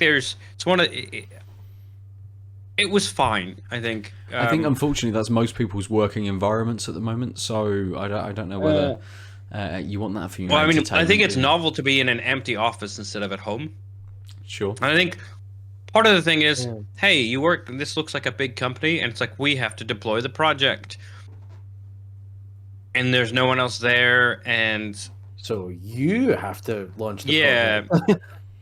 And like you're getting calls and text from someone mysterious. There's like a secret twist at the end. And you get calls from your boss who tells you he tells you to pick up the key card, and then you can. But it just like, I don't know, for a like development, to make it a bigger company, it felt really kind of silly that no one was supporting you, and that you had to basically break into the sysadmin's office. Spoiler alert, that's one of the later things you do in the game, to deploy the project, and you're like, that's what? I don't know, it just, and I don't want to spoil the twist, because I don't think it's worth spoiling if people are interested, but it just, even with the twist, doesn't really make sense. And then most of the gameplay is looking for yellow USB keys all over the map and slowly getting access to more rooms in this big building. And then it's like you get all the USB keys and then you walk to a computer and you have a mini game to put the code fragments that are on these USB keys together. And again, maybe I'm just too stuck in the real world today, because I just was like, so wait, this company just had a project that needed to be done, but it wasn't finished, and all the people working on it just left their bits totally not connected on a series of abandoned USB keys, including the women's bathroom, and it just, I don't know, I felt like that could have been a little less clunky. Like there were other computers, maybe like going to other compute, like having something else. I don't know how much. I suspect it's a one-person shop, but it was fine for the first couple chunks, but then it's like, find 20 of these things. It's like, okay, I get you want me to walk around your cool office rendering, but not just to pick up keys. And there was nothing else to interact with, really. Like, which it's a short game. I just felt like the gameplay wasn't there. And then like the mini games, one of them was a color blocking game that it also like. It was very unclear with it was super handholdy for until the first mini game, and then it's just like click a thing, order them. I'm fine with figuring out the ordering pattern, but you could pick from the left or the right. Basically, you had like two columns of blocks and a center column, and if you pick one, it's like 3 blocks, and then that X's out the thing on the right for those 3 blocks length, if that makes sense. And then you could click either left or right for the next chunk, and these represented the USB code fragments you collected. But it was so unintuitive that it's like, oh, if I did this wrong, or if I picked this block, what if I wanted to pick the one on the right? I can't undo. I have to exit the minigame and re-enter the minigame, and there's no. It was like the one part of, like, it was super handholdy until the gameplay, and then I was like, wait, what? And then the other gameplays were fine. It's like just like busy work, like squashed the bugs attacking a folder, and it's literally bugs crawling across your screen, which is fine. But I think also, as Ben pointed out, there were like no effect sounds, or the music never changed when you went into the mini games, which you'd think like in good design would be, hey, I'm now changing from wandering about, I want to indicate that now you're in this, especially with a mini game puzzle, to have the drone of the ominous music that is the entirety of this game kind of continue. And then when I'm squashing the bugs, not really hearing a thing. And then one of the mini games was basically it's like kind of like a Space Invaders meets Brick Breaker. The little shot, but I'm shooting automatically, and that's not making noises. And when it hits blocks, it's not making noises. And it just felt just a little too light, like the polish wasn't there. It's an interesting kind of package, because it kind of when stuff started to happen to you or to like the getting character, weird stuff. So when there was a slight kind of bits on the screen which would kind of like block out and stuff and things, and you think, oh, there's something going on here. It kind of made me think, like, jumping into these like mini games made me think of kind of like Pony Island, in the way that Pony Island was a little bit different, that you were playing, and then there was this kind of like bigger narrative kind of to this thing, and it made me think of that and being like, oh, there's this bigger, they've thrown you straight into this bigger kind of narrative, and then they're making you do these little kind of things, but not everything is kind of as it seems. But it never really developed more than that, apart from kind of like the final reveal, really. Like, I was expecting there to be that bigger twist to it, and then it expand from there a little bit. Yeah, and so, like, without revealing the twist, because I don't think we need to again, it, like, you do your last objective, and then it shows a quick cut scene, like a, not an actual cutscene, but like a machinima style, like an in-game engine cutscene, basically. And then it ends kind of abruptly, with like a couple lines of text, and it ends, and then it's like, wait, what? Oh, that was the end of the game, but also, oh, that's what was going on, but also the way it did it wasn't clear. Like, it was just very unclear what happened, because Yeah, because basically there's another version of your character, or at least that character model, who seems to be in that quick like 20-second cutscene. That's not you, and then you're like, wait, what's going on? And then I like still don't know what I'm supposed to interpret, and that's what drew me along the 30 minutes. Was like, okay, so these puzzles are kind of but I mean that, and I'm streaming the game, but like puzzles are kind of but I'm not curious about the narrative. And then the narrative kind of just went, bleh, and then it was like credits, and it's like, wait, what? And then I'm still thinking, and I think about it afterwards. I'm like, yeah, I guess I don't. And I'm not in the like, not in the. I mean, I think this is an over touted thing, but like the spinning top that wobbles in the end of Inception. People talked a bunch about that. Like, it's like I'm fine with open-ended, open interpretable things, and this was more like, I don't get what you're trying to say, and I don't think it's because it can be interpreted in different ways. It's because I'm just confused. The open-ended interpretive endings only work if there's something to interpret. Like the wobble of the spinning top that is a through line throughout the entire film and has significance that we understand for the characters involved. And then, so when you get to the end and it wobbles and cuts, it leaves you with the, oh, well, we know what it could mean if it falls, and we could know what it means if it doesn't, and and what do you think happens, and then that opens that out. But you have to have something to interpret for it to work. Yeah, and like I said, I don't want to give out the thing, because if again, it's £3. It's like 30 to 45 minutes. If you like that lo-fi aesthetic and you want to see a cool environment, like I think that's a reasonable price. So I'm just trying to not spoil that, but I think of course, don't expect the narrative. If you're curious about the narrative and the fact that there are these weird, if you've heard it, like I kind of didn't say this, but Ben hinted at it, but like things aren't what they seem, and that's like the thing that's like you get messages from someone who's like, wait, don't do this, and then like you get static and stuff like within 10 minutes. You're like, okay, so something else is going on, right? Yeah. And I'm just saying, if that type of narrative is what you are interested in, I don't know if this is a recommend, because I don't think you'll enjoy the full narrative, because I think it's just a little too clunkily deployed. Yeah. So when you first started describing what the game was, the first thing that jumped into my head was, like a kind of very small scale Until Dawn sort of environment. Oh. And then everything you described after that was almost the exact opposite of everything Until Dawn does. Yeah. But it's because you opened with the, you're stuck alone in the office, and is he going mad, or is something actually happening? That's kind of the crux of how Until Dawn works. Or is there something actually going on here, or is it just you being a wee bit jumpy and nervous, and the choices you make kind of? So this is I was going to say that last line is really important. Yeah, so the choices. There are no choices in this game. Yeah, that's where I started with Until Dawn, and then I realized that it does almost the exact opposite of everything Until Dawn does. So there's no choices. It's very small scale. It's lo-fi instead of photorealism. Yeah, it's like in every way the opposite of what that is. That's just where my brain space kind of went.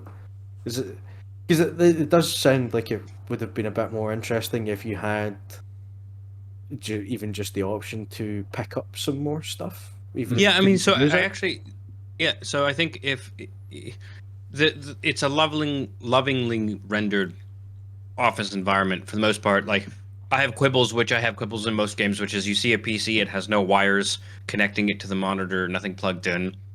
That happens in all kinds of games. I'm fine with that. But also, the back of the PC looks like a PC from when I worked in IT 10 years ago, because it has the, like, green and purple PS2 ports and an Ethernet slot, and the graphics card has a DVI and then an HDMI or something and a VGA slot. Like, it's got three, like all those things. I like the detail, and there's like Funko Pops in people's offices, and there's pizza boxes, and there's like empty cans of, I presume, energy drinks, and like it's all well thought out in that sense, versus like generic office in a video game, which is nothing like an office. Yeah. Except for the bathrooms, which for some reason you open the men's bathroom door, and then there's just an It's ante room with a shelf with cardboard box stored on it, and then the bathroom. So that I think it does the design way better than most video games do. Like it's a really cool place to wander about. But then while I'm wandering, you've got an arcade cabinet you put in there, but it doesn't do anything. You've got the Newton's balls, the the click clack, on the boss's desk. I would have just let me click it and let it do the quick animation. Like, I know that's extra work, but I think those little things are what would make that 45 minutes to an hour and a half game, 30 minutes to an hour game. Yeah. Just again, making it feel like I'm in the world, not kind of just following a quick track. Yes. Yeah, even a basic, you click on a thing and you sort of like pick it up in the sense that like a wee screen pops up with a closer up high res image of it and like a wee description. Oh, this is Bob's Funko Pop of X character or whatever. Generic copyright free character. That sort of thing, just to give you an even more sense of presence. Yeah. Goblin. Especially if you're gonna, if you're gonna spend all that time designing a very believable and filled out space for a video game, it seems weird that they don't let you really interact with anything in it apart from the very specific things you need. Yeah. When you need them, which is also. Well, yeah, I mean that's the other thing is like it gave me access to one area. Before I needed to collect the USB keys in the area, and it's like, oh, I'll just pick them up now. Can't. And then I went and I did one more thing or two more things, and then all of those became interactable. But because of that and like some clunky hitboxing, I basically thought they still weren't pick upable because I went and I was like, oh, it hasn't turned green, and I was stuck on a chair, so it was like one step too far away. But I was just like, oh, I guess I can't collect these, and then it turns out I could, and I had to loop back, which is fine because like I should have tried a little harder at one point. But I also think like when you've made it so that certain things look like they're pick upable and aren't, then I'm gonna go, and if I don't immediately see the outline saying I can interact with this, and the point is I needed to like sidestep and then step closer because actually something was blocking me from getting close enough for it to happen, basically. But I'm gonna assume, oh, it's still not time for that, or this is some sort of weird red herring because I still don't know why I couldn't have picked them up before. Yeah. And yeah, so it's little things like that make it harder to say, yeah, it's fine. Yeah. Like, yeah, go have fun for 30 minutes. It's like, actually, I think you're gonna like. It's a cool world, and like I said, if you just want to wander around an interesting building in that sort of style and like just like kill some time in the sense of like follow a track of gameplay, it's less than £3. I think that's fine, but I can't say like, oh, it's great. The things that this claims to do or things that I would like be like, yeah, do this, and it's only £3, I guess, is the difference, right? Yeah. So yeah, it's sort of where I stand with it. It happens, right? And also, like, it's a one-person studio. I think I commend I'm assuming it's a one-person studio because I think the credits had a name, aka Parentius, which is the studio and the dev and publisher. So, right.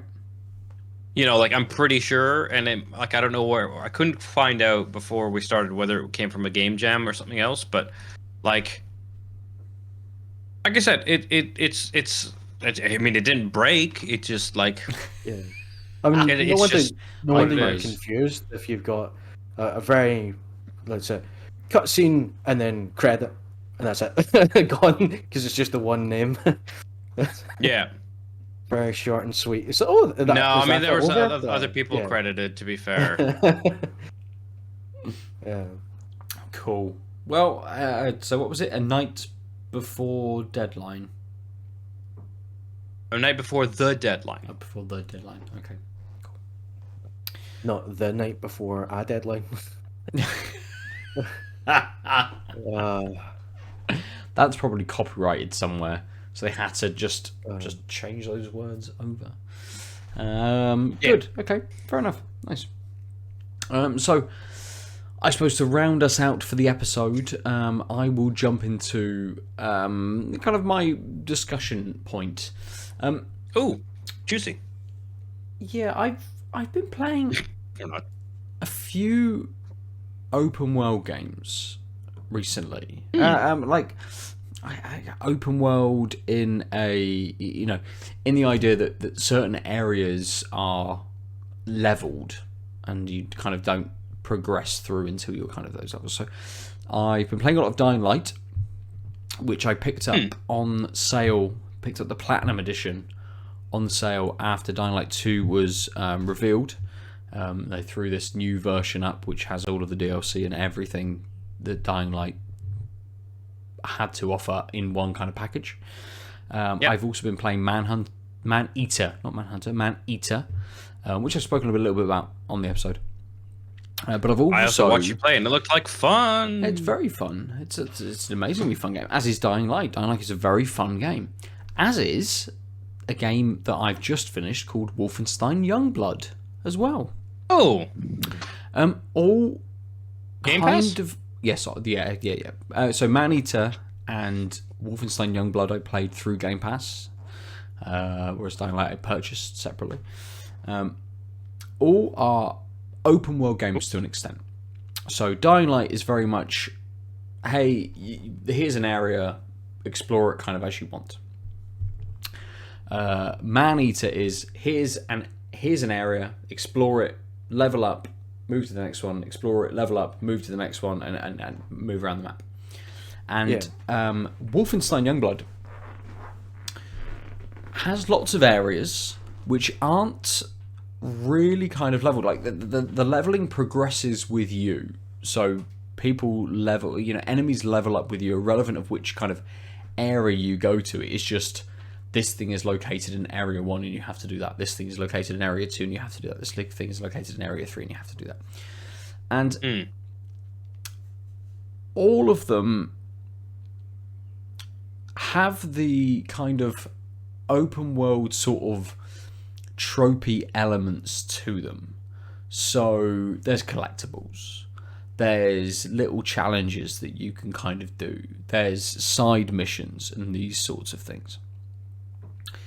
And they all kind of follow that similar kind of formula, but in slightly different sort of ways.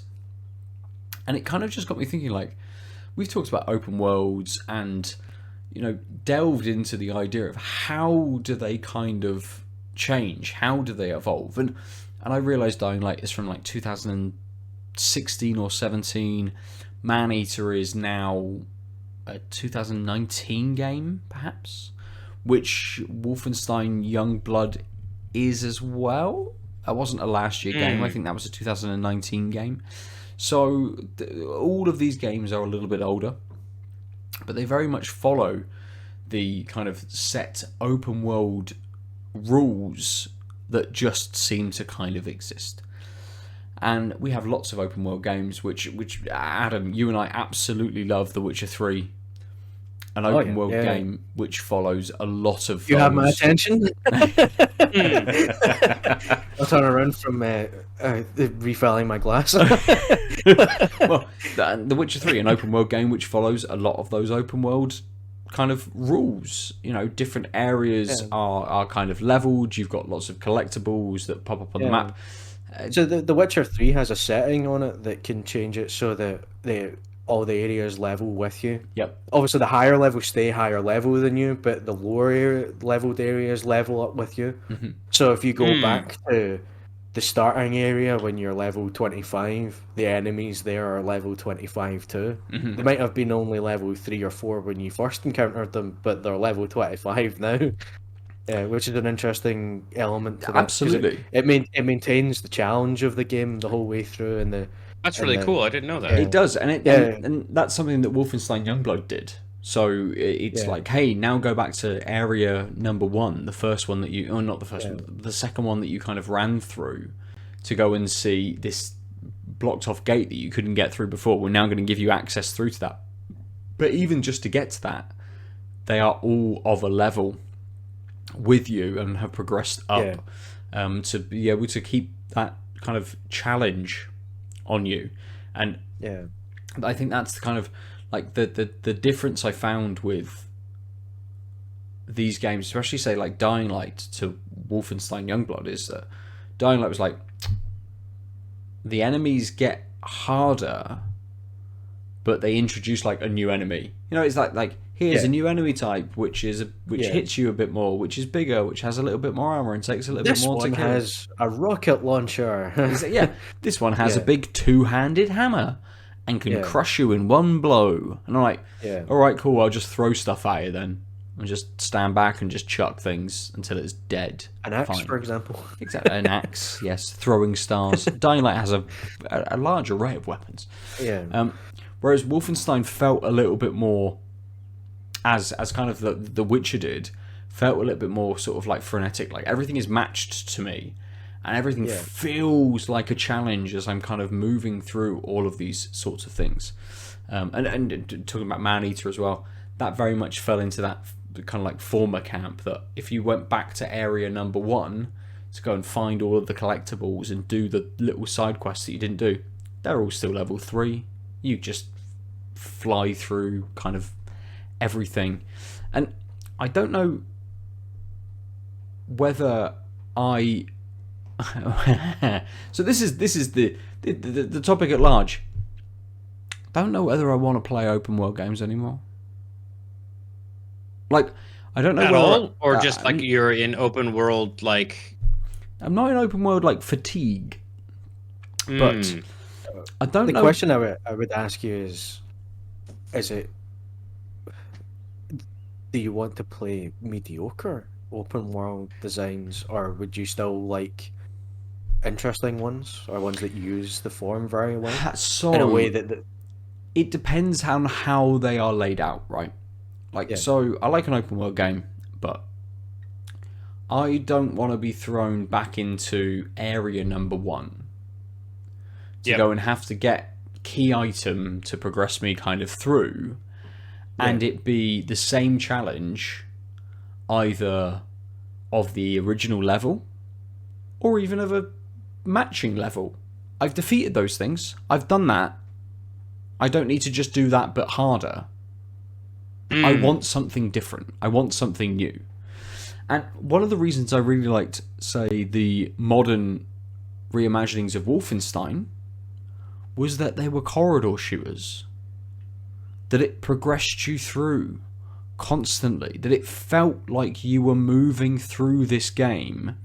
And yes, the enemies were reskinned, they were beefier, they were bigger. They threw more at you at some point of the lower kind of level enemies and made it a little bit more challenging in certain kind of areas and that sort of thing.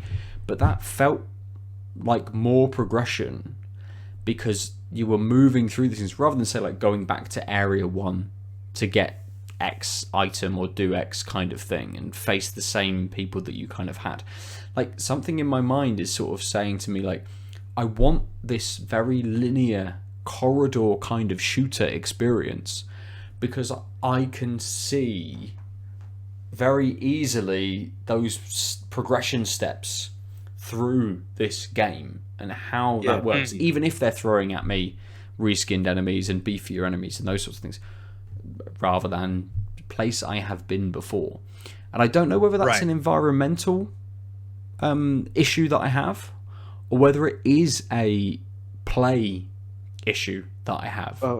The question I was thinking of there is, in Wolfenstein Youngblood, how much does your toolset change?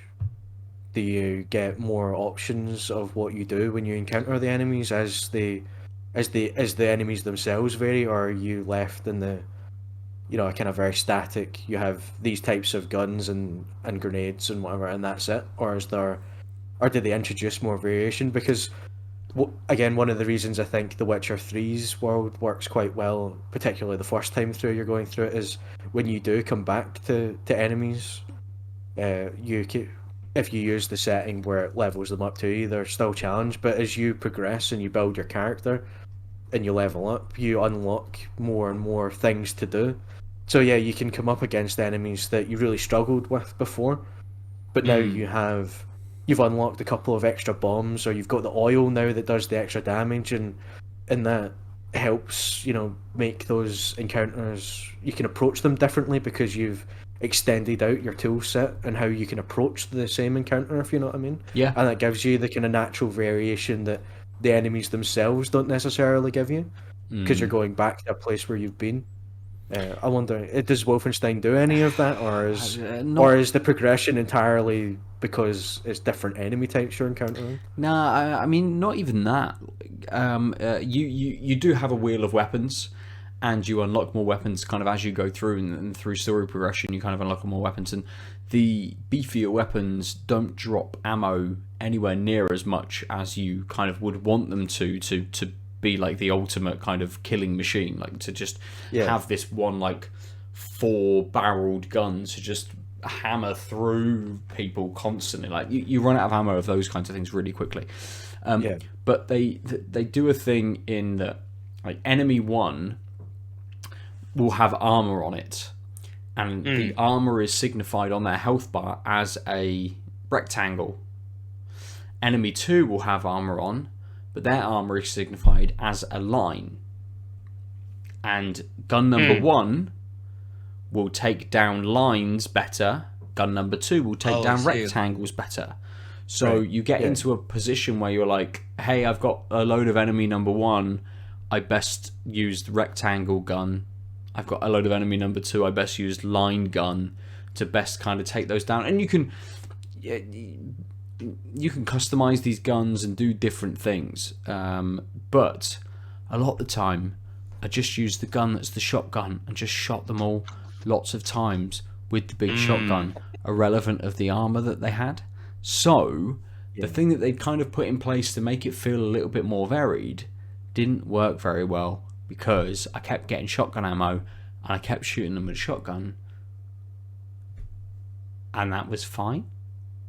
Yeah. It had an optimal path, but the path doesn't matter. Is that the idea? Like, ultimately, yes, it didn't really matter which gun I shot person A with or person B with. They still died. You know, this person dies in 4 shots. This person dies in 6 shots. It only takes me an extra 2 seconds to fire off another 2 shots into that person to kill them and then move on to the next one. But also, with what you're saying, kind of, Adam, is it was like there's 7 or 8 enemy types, and to progress up through the game, I then met enemy type number 1, A, and then the next level I met enemy type number 1, B, and they just had more armor or more life, and they hit you a little bit kind of more. You know, there were those 8 or 10 different enemies, apart from, say, elite kind of units, just the normal soldiers, which they trickled into you through the first couple of levels.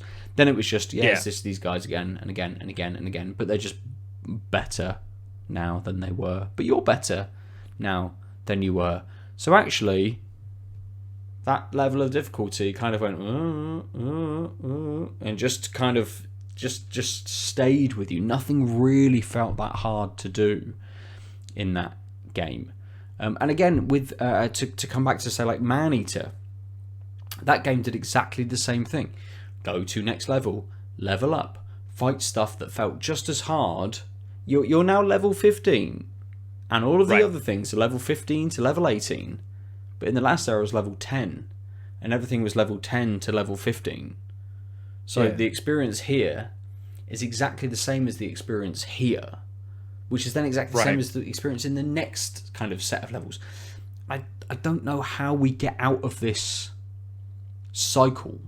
How things are fresh every, hour of a game when it's on this open world kind of setting. I think I'm with Adam's read on. It's not that you don't like open worlds. It's that so not only open worlds are in a rut, and you're experiencing that on multiple levels, and it's this mediocrity of the experience. But like, I know you don't have a Switch, so you've not played Breath of the Wild, but like, why Breath of the Wild is one of my favorite open world games that I've never finished is because exploration is what makes that game interesting. Like, the world is what makes it magic, right? Versus the world is places to do activities, and then the activities have to be real good, otherwise I'm just yeah, give me a corridor and I can do a set of activities if the activities are the game. Like, why is this an open world? I think is Yes. one of the best Yeah. questions to ask. And so many open world games are open world because it pads the runtime and it's what people think is good because at one point, That was the go-to buzzword for yeah. that period of time. It's So funny it's you like, mentioned okay, Breath of the Wild. I was going to say because when Ben and I did the Horizon Forbidden West, the State of Play kind of talk over that we did when they released that, yeah, we mentioned Breath of the Wild and Mm. it says that that's becoming more and more, the foundation of what open world design is, as opposed to the exception.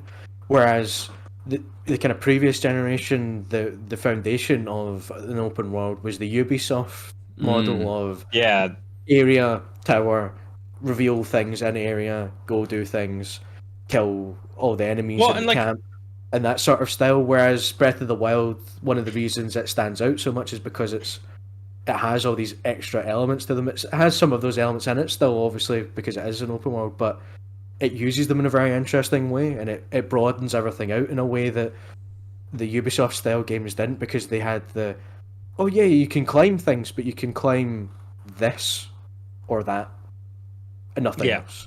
Or you can go into this building and that building over there, and that really tall building a wee bit down the way, but none of the other buildings. Mm. Whereas obviously Breath of the Wild, the main selling point was if you can see it, you can go there. By yeah, and large, that's kind of the idea, and that's becoming a bit like from what they showed the Forbidden West. That seems to be kind of the line that they're trying to track, and that Mm. if you want to go somewhere, you're gonna be able to get there. It's not just why is this an open world, it's also why is this inner open world. It's a yeah. very I interesting think, question for the game design point of view and why they're doing it.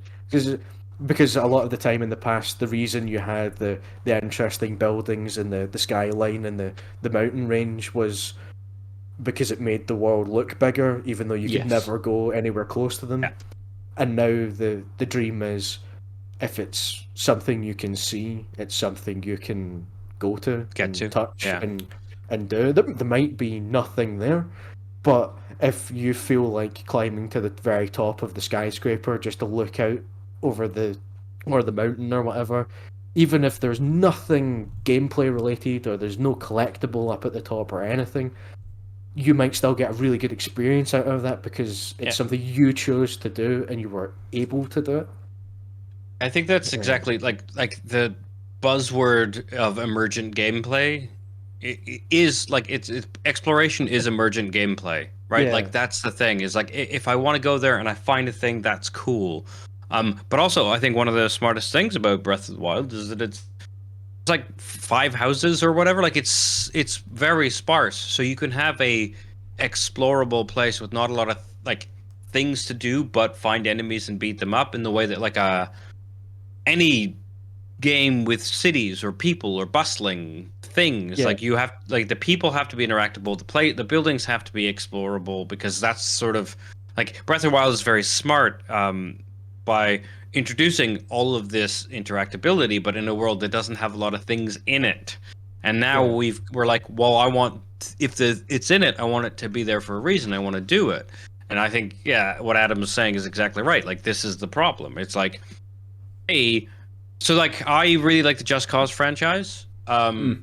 because it's about doing batshit dumb things, right? It's about the physics has always been a priority, and like the weird tools you get to do dumb things to blow people up and attack your enemies, but also like the tether and parachute wing hopping Yeah. around the map thing is a thing that they didn't really know from what I understand. Like people got figured out how to get around that the first two Just Causes in a way that they just leaned into afterwards. But Just Cause 4, the map is ginormous because they did the thing that everyone seemed to want to do at the time, which is, well, if you want an open world, make a big one.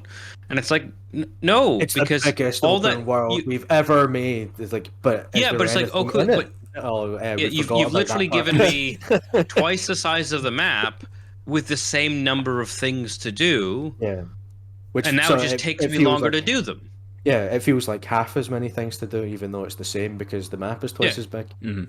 But, yeah, it's a bit like the dinner plate thing where if the way you make your meal feel like it's more filling is by having smaller plates, because it fills the plate. Ergo, you've had more food. It's the same amount of food, but a big plate feels like less, and that's the same principle applies.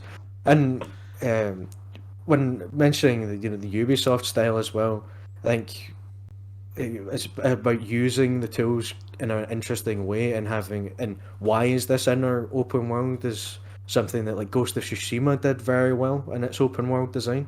It didn't do anything in particular that broke that Ubisoft mold in that way, because it still had that kind of area layout and the camps and the stealthing about it. A lot of very rightful comparisons in some ways to Assassin's Creed, but everything in the game felt like it was thought out in a way. Yeah. Everything was fit thematically. All of the collectibles, like following the foxes to the shrines to pick up the like wee items, or like doing the haikus, or the hot spring baths and all that. Everything was very thematically fitting, and they didn't pack it with so much stuff that you couldn't move for symbols on the map. And the major difference that they had in terms of the design in the open world was the wind mechanic for navigating you around it. Yeah. And that it gave you that extra layer of immersion, because it wasn't, right, pull up the map, click on the icon for the thing that I want to do if I can find it, or searching for it, and then you find the icon that you want to go to and you go, so then it tells you where to go, and then you close the map and you just follow the waypoint marker. You don't look at the world. Whereas having the wind mechanic in the game really highlighted how it looked and feeling like you were part of it and directing you in that way within the game itself. It's like the Dead Space health bar on your suit thing. Being on your back. Yeah, absolutely. Yeah, which is like, hey, this is UI, and like it actually makes the wind mechanic at least makes sense, because you're like, oh, you use the wind, and you and the character can see it. My favorite part about learning about how well thought out that Dead Space mechanic is you never see your back. So the suit is designed for to other just people to see tell you. other people how you doing. But you don't notice that, right? Like the point is, it still works as it's way like, even though it doesn't make logical sense unless you're thinking in the universe, people always work in teams.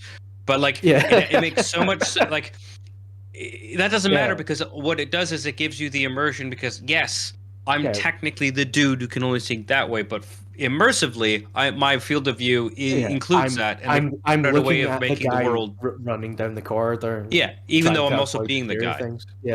And they realized exactly. they could like inflate those. Yeah. Because your point of view and your character's point of view are slightly different, but you're just going to be as immersed from the frame on the screen, even if it doesn't make sense. And then you don't have this fucking thing that's like, 7 red dots and 80% or whatever. That I just described the worst way of doing health on the UI. Percentage and dots and 7 means 80. Oh, I take back all the things I've said about bad game design. Someone has absolutely done that, though. There will be a screenshot out there somewhere. This absolutely definitely happened. Good. A nice little chat. I'm glad there's lots of parts of different games that we can kind of look to, at least, to see maybe where features can be taken from to kind of progress this. And I've got no doubt that there are teams kind of working on the next open world games who have these same thoughts, and we think, now that maybe this game it's very rote to do this game did this and we don't feel that, but it did do this which we do feel, so let's have a look at taking that. And I think maybe like Ghost of Tsushima, but absolutely Horizon Zero Dawn was almost kind of criticised as being a game which pulled a lot of different things from different kind of open world games, but I think then did that quite successfully. And I mean, whilst everyone was like, "Oh, we can," dumb. But it's like we can see that you've taken that from this, and we can see that you've taken that from this, and we can see that you've taken that. So like, yeah, but we've decided to take the best parts of those things Yeah, and kind of it's always throw it's them the together. difference between being inspired and copying. Yes. You know, like lifting something wholesale and just putting it in your game. You need to. I think that where they've went astray a lot of the time is the fact that, like we kind of talked about with buzzwords, that people get. Well, I imagine it's the kind of higher up executives who are looking at the big, gigantic Excel spreadsheets with the humongous numbers on it that Yeah. panic every time one of them is ever so slightly less than it was before. That get bogged down in the, oh well, Assassin's Creed had towers in it, and that's super successful. So obviously it's because the towers are in it. So put towers in our game, but we're a ship-based sea thing. Like, what towers can we possibly just fucking do it because that's what they have to have. And then the open world makes less sense because they felt the need to put this thing in or that thing in, or they do the, well, the Ubisoft open world design is successful, so we'll just kind of copy that and build our game kind of around it, as opposed to taking this is the game we want to make and building an open world into that makes sense if that's the game they want to make. Yeah, I think or that's where like Ubisoft, they look and say this game X was successful. Put let's make these 5 things. million Let's of them. just fucking keep doing exactly the same thing in all of the games. Doesn't matter what the game is, Yeah. just do the same thing.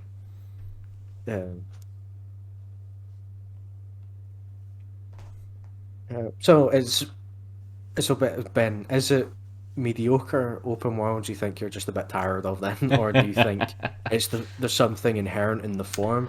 I think Because the you were ultimate question to mentioning, finish on, yeah, I think 'cause it's something inherent in the current state of open world games. yeah, because you're mentioning about the not feeling like you were getting the progress that you wanted, and I'm trying to think. I was trying to think of ways open worlds can do that in the way that gives you that linear feel like you were talking about of progression that's inherently obvious to you because you're stepping down the corridor toward the next objective, whatever it may be, and you feel the progression just naturally through that because you're going from the start of the story to the middle to the end. That open worlds often don't have because there's a lot of meandering about. Yeah, but there's kind of Yeah. incremental ways that things can do that, right? So it's like, Yeah. irrelevant of kind of like the setting or whatever. Suddenly, however you do it, you get like 25 more health, right? Whether that's through some kind of upgrade or whatever that is in said setting. But a lot of the times, enemies then also then just have 25% more damage, or they've got more health or something. And I think it's easing that way through, right? It's being like, right, I've got 25% more health. And then feeling that and actually facing the same kind of enemies for a certain amount of time, being like, oh no, I know I can feel this upgrade. I know exactly that I have, whether it's 25% more health, whether it's more damage that you kind of deal, it's being able to feel that within the game, and it then incrementally increasing the difficulty along with you. So rather than it being, I have new thing, everything now matches me, I have new thing, everything now matches me, or I am X level, I go to new area full of X level creatures, it's like, oh, for the next 20 minutes, I feel a little bit overpowered. I feel that progression. There's something there which suggests to me that I have had a bit of progression. I have had that upgrade. And then it incrementally pulls you back to that kind of starting position. So actually the challenge then is presented to you again. And just before you get that upgrade, it's got you to a point where things are a little bit harder, where you have to feel, where you feel like, shit, I'm not as prepared for this as I feel like I should be. You achieve that, and then you move into that next upgrade kind of thing. Like, and that's only one solution to that. There'll be other ways of being able to kind of progress you through like these open world kind of areas, and whether it's reactive to you, whether it's a slow kind of reaction, whether it is moving you through different leveled areas, but in a way that doesn't feel kind of like that, and it can be, here is open world, this quarter is this quarter is this quarter is this, and actually everything keeps you in this area, but then throws you over here at a certain point, and then throws you over here. And that's, it does it through the way that it kind of questions you about the map and stuff.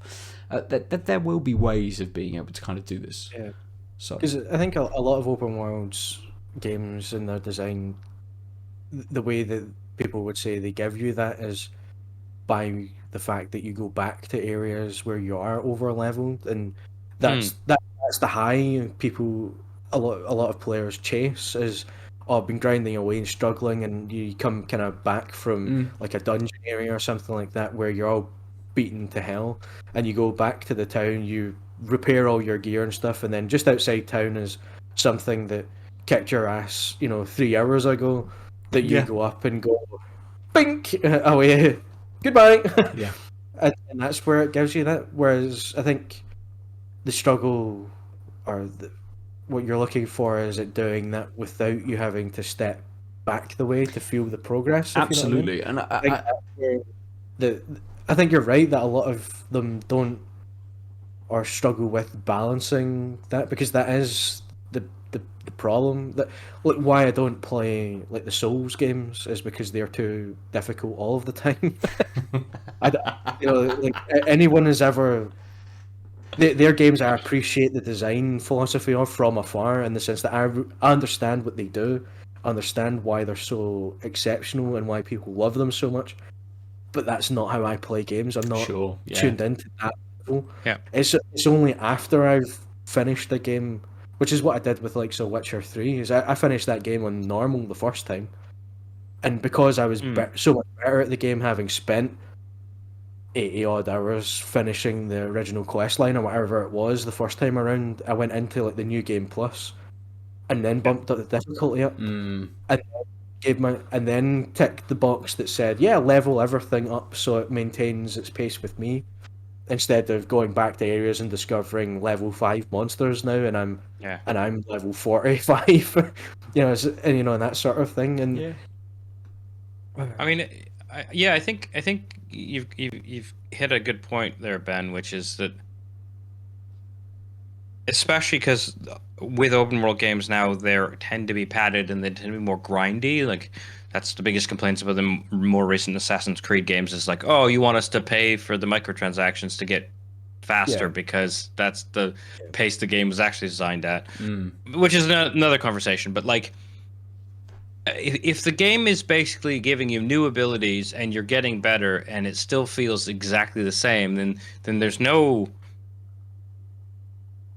It's like, why do people go running? Why do people weightlift, etc.? One of the reasons is because like the number goes up and you feel like you're doing different. You're like, right, that's like, I ran further today. I leg pressed more. That's like established psychological thing, and games feed into that. And what you're pointing out is these open world games don't. Yeah. Right? Like, if now not only am I getting, like, not only do I think I'm playing better and I have more skills, I'm still taking 7 minutes to kill this or mini boss that I killed with fewer skills. It took me 7 minutes or whatever. Like, I still have to hit this thing 5 times in 2 dodges, but that's like the first time I bumped into him. Like, that's what you're saying, right? It's like, it's taking away why we like the progress of a game, which is the feeling like you're progressing. In fact, you feel like you're just treading water, and yet you have more skills, which is even worse, right? Like, then it's just dissonance. It's like, I have more tools in my toolkit. This should be easier. And you're right. I think it's this tension of wanting the game to be dynamically difficult, but giving the user, the gamer, the customer, whatever you want to call us, like the player. That's the word I'm looking for. Giving the player, like, a consistent challenge and a sense of accomplishment. And I like the idea of different game modes versus generically being like, hey, remember how you started this game with like a pistol and a melee and you kicked like this type of soldier's ass in the beginning and it took you a bit? Now you've got 7 guns and he's just a health sponge for no reason. He looks exactly like that first guy you killed. Like, but I also think a lot of that is because increasing difficulty in these like shitty ways. Like, give me. It would be cool if you had more dynamically AI'd enemies. They started appearing because of narrative reasons in the older areas, or something. So I can still own this stupid dumb grunt, but he's not alone.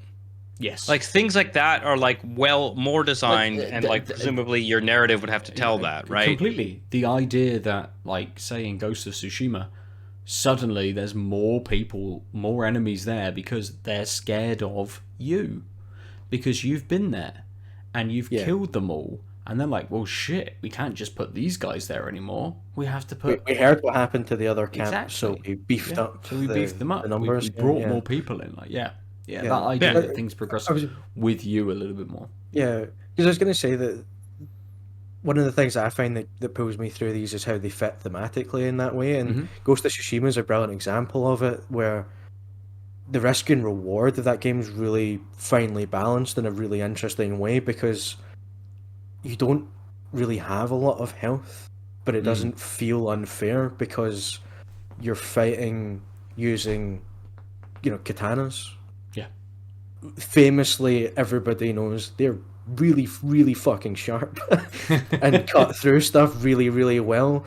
So it wouldn't make sense for the enemies to be able to take like 15, 20 hits from your katana before they die. Yep. And it wouldn't make sense for you to take that many either. And so it fits thematically in that way that you're always never very far away from being killed and losing the fights.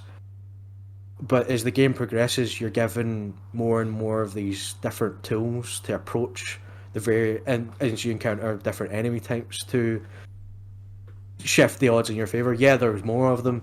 Yeah, now there's one that does this and is, you have your like brute types, or you have more archer type ones, or and more problems to overcome. But you have more and more of these tools. So even though the enemies do scale in difficulty, it's not because they have an arbitrary health boost.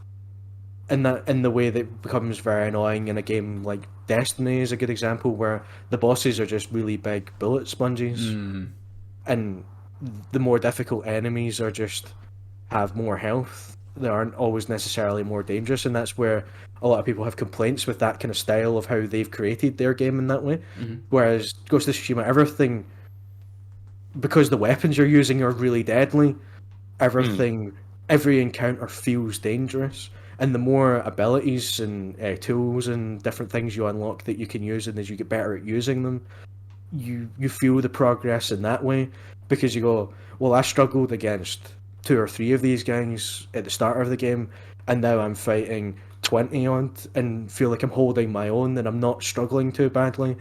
And if I am struggling, I do have, like wee throwing knives to throw at them that they're not expecting, that I didn't have to begin with, or the wee smoke bombs, or whatever, and those kind of things. And that's where Horizon does that really well, because the robot dinosaur creature stuff, the machines, feel incredibly dangerous in the way that you're just a pokey human hunting them down and stuff with a bow and arrow and a spear. So the mismatch in those never goes away because of that inherent conflict in the design, that inherent misstep, because they're made of metal and some of them have machine guns or razor claws or whatever, and you don't. And then The Witcher has that because monsters are always dangerous, and particularly when you play in the higher difficulties. When I play that game on the highest difficulty, which is Deathmatch, I have more trouble in that game fighting off drowners than I do the really big, scary griffins and golems and stuff, because the drowners come in packs of maybe 4 or 5, and if you're not careful, it only takes 2 hits and you're dead. Which fits very well thematically in the world, just in the way that that's designed, in the way that the books, the fiction of that world exists. Hunting monsters is incredibly dangerous. The reason only Witchers do it is because they have the mutations, the superhuman skills to be able to do it. And if they get it wrong, they die. and that's the reality that Geralt and Vesemir and all that live with every Absolutely. day. That is the trade off they have for the skills they have, and that they can take on 20 odd human guys, but a couple of drowners is actually a way more challenging prospect than you'd think it is, even though they're sort of what you consider kind of your Tweedledee kind of tier 1 enemy, as opposed to the tier 10 like super god bosses that you expect to encounter in RPGs and struggle with. Nice. It's a thematic thing that helps me get over that. Yeah. What you're saying, like, not feeling like you progress in that way. Sometimes I feel like I get my progression not through, or my feeling of progression not through feeling like I'm overpowering enemies in that way that a lot of people sometimes chase.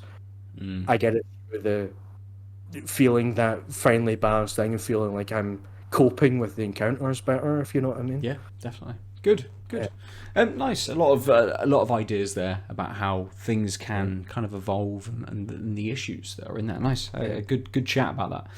And open worlds and some of the games that I've been playing recently and how they could possibly change in the future. Nice. Good. Let's finish there for this evening then. We will jump back to our beers. I think for me, I will jump straight in and say I really enjoyed both beers actually in the end, even though they seemed kind of a bit, not necessarily one note, but kind of gave you that initial flavour, and it was a bit kind of like, they both evolved. They both gave me a little bit more kind of towards the end. That lack of carbonation in the Galazaka actually helped it a little bit, and the bigger pigs as well. The flavour kind of unfolded to give me a little bit more fruity, delicate kind of flavours as I drank it. Hard to pick out between the two very different beers, but I think I might give it to the Galazaka just because it's a little bit more sessionable. I would have absolutely grabbed another one, I think, after that, and opened it and left it for kind of 10 minutes before I then went and drank it because of that carbonation to it. But I think that one sticks out a little bit more for me this evening. So it's the Arbor Galazaka for me tonight. Aadil, did you have a preference this evening? Yeah. I like them both. I think I'm going to go for the City of Cake. Mm-hmm. And the reasons are it doesn't taste like cake. So I really like. It wasn't a cake all along. Yeah.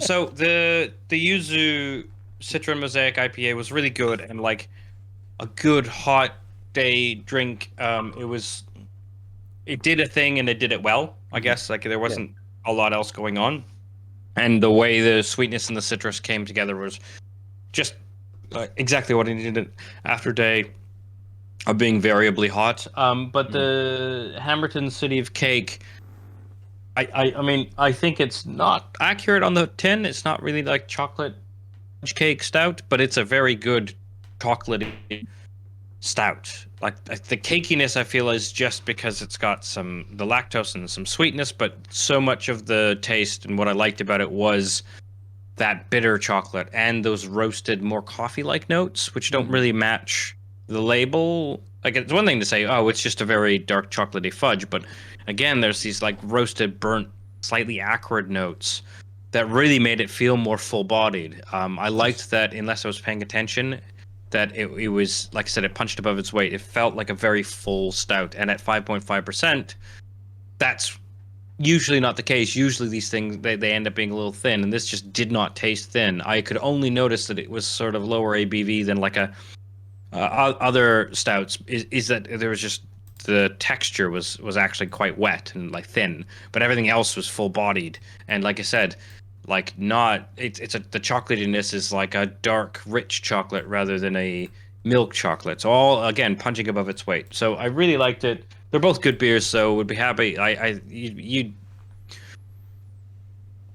After a sunny day, you want the yuzu as an aperitif / slightly chillier day, or just wanting something a little more full-bodied. You'd go for the City of Cake, but I'm giving it to the City of Cake. But I think you'd be happy with either. Perfect. So there are beers. There are the games that we have played this evening. If you'd like to talk to us about games or beers, you can get us at TagTabCast on most of the socials. We are on the Out of Lives network at outoflives.net. No, at www.outoflives.net or at outoflivesnet on the socials. Go to the website, join us on the socials, come and chat to us about all things. I'm at Nova_47. Aadil is at the Omniarts. Adam is at apt snack. Correct. Yeah. Yes, APT snack. Yep, that's right. Perfect. As Aadil has just jumped into the Discord chat, the Twitch chat, and thrown up the Discord, come and chat to us in the Discord. There's lots of ways that you can find that. It's on the Twitter as well, and on the Facebook page, or ping one of us and we can invite you over to that Discord. That is everything this week. Adam, I mean, go on. It's Prime Day, so in the spirit of Prime Day, subs are cheaper. But also, if you have an Amazon Prime subscription, don't forget to subscribe to a channel of your choosing. It doesn't have to be ours, but it's money we get to take from Bezos. You get to give to someone from Jeff Bezos. So you should do it. That's fair. We'd love it to be us, but honestly, just remember that if you have Amazon Prime, you can give a monthly sub to a Twitch user. And also, if you wanted to pay for a sub, they are cheaper because of Prime Day. But I think it's worth saying, yeah. Perfect. Good. But mostly, take Bezos' money. Yes, absolutely. Adam, thank you very much for joining us again this week. It's always lovely chatting to you. It's also good to have things to chat about, which I didn't for a long time. It felt like I can't go on and talk about the same. We call that a lie when we talked about The Witcher 3 quite a bit. Yeah, I was gonna say, just talk about I that. can't talk about the same games every time I appear, but I do. in good company, I think. That's fair. Good. Thank you everybody for joining us this evening. Come and chat to us. We enjoy it. It's the best way to grow the community as well, to come and chat to us about beer and video games. Share with a friend, subscribe, rate, review, do whatever you do on your service of choice. That will really help us out. Thank you for joining us. We will catch you all again very soon. We've been Tanked Up. Goodbye. Bye. I was a bit early in my wave, but hey. A bit like the clap at the start, where we're a bit off with that, and I was a bit off with the wave. 1, 2, 3. www.outoflives.net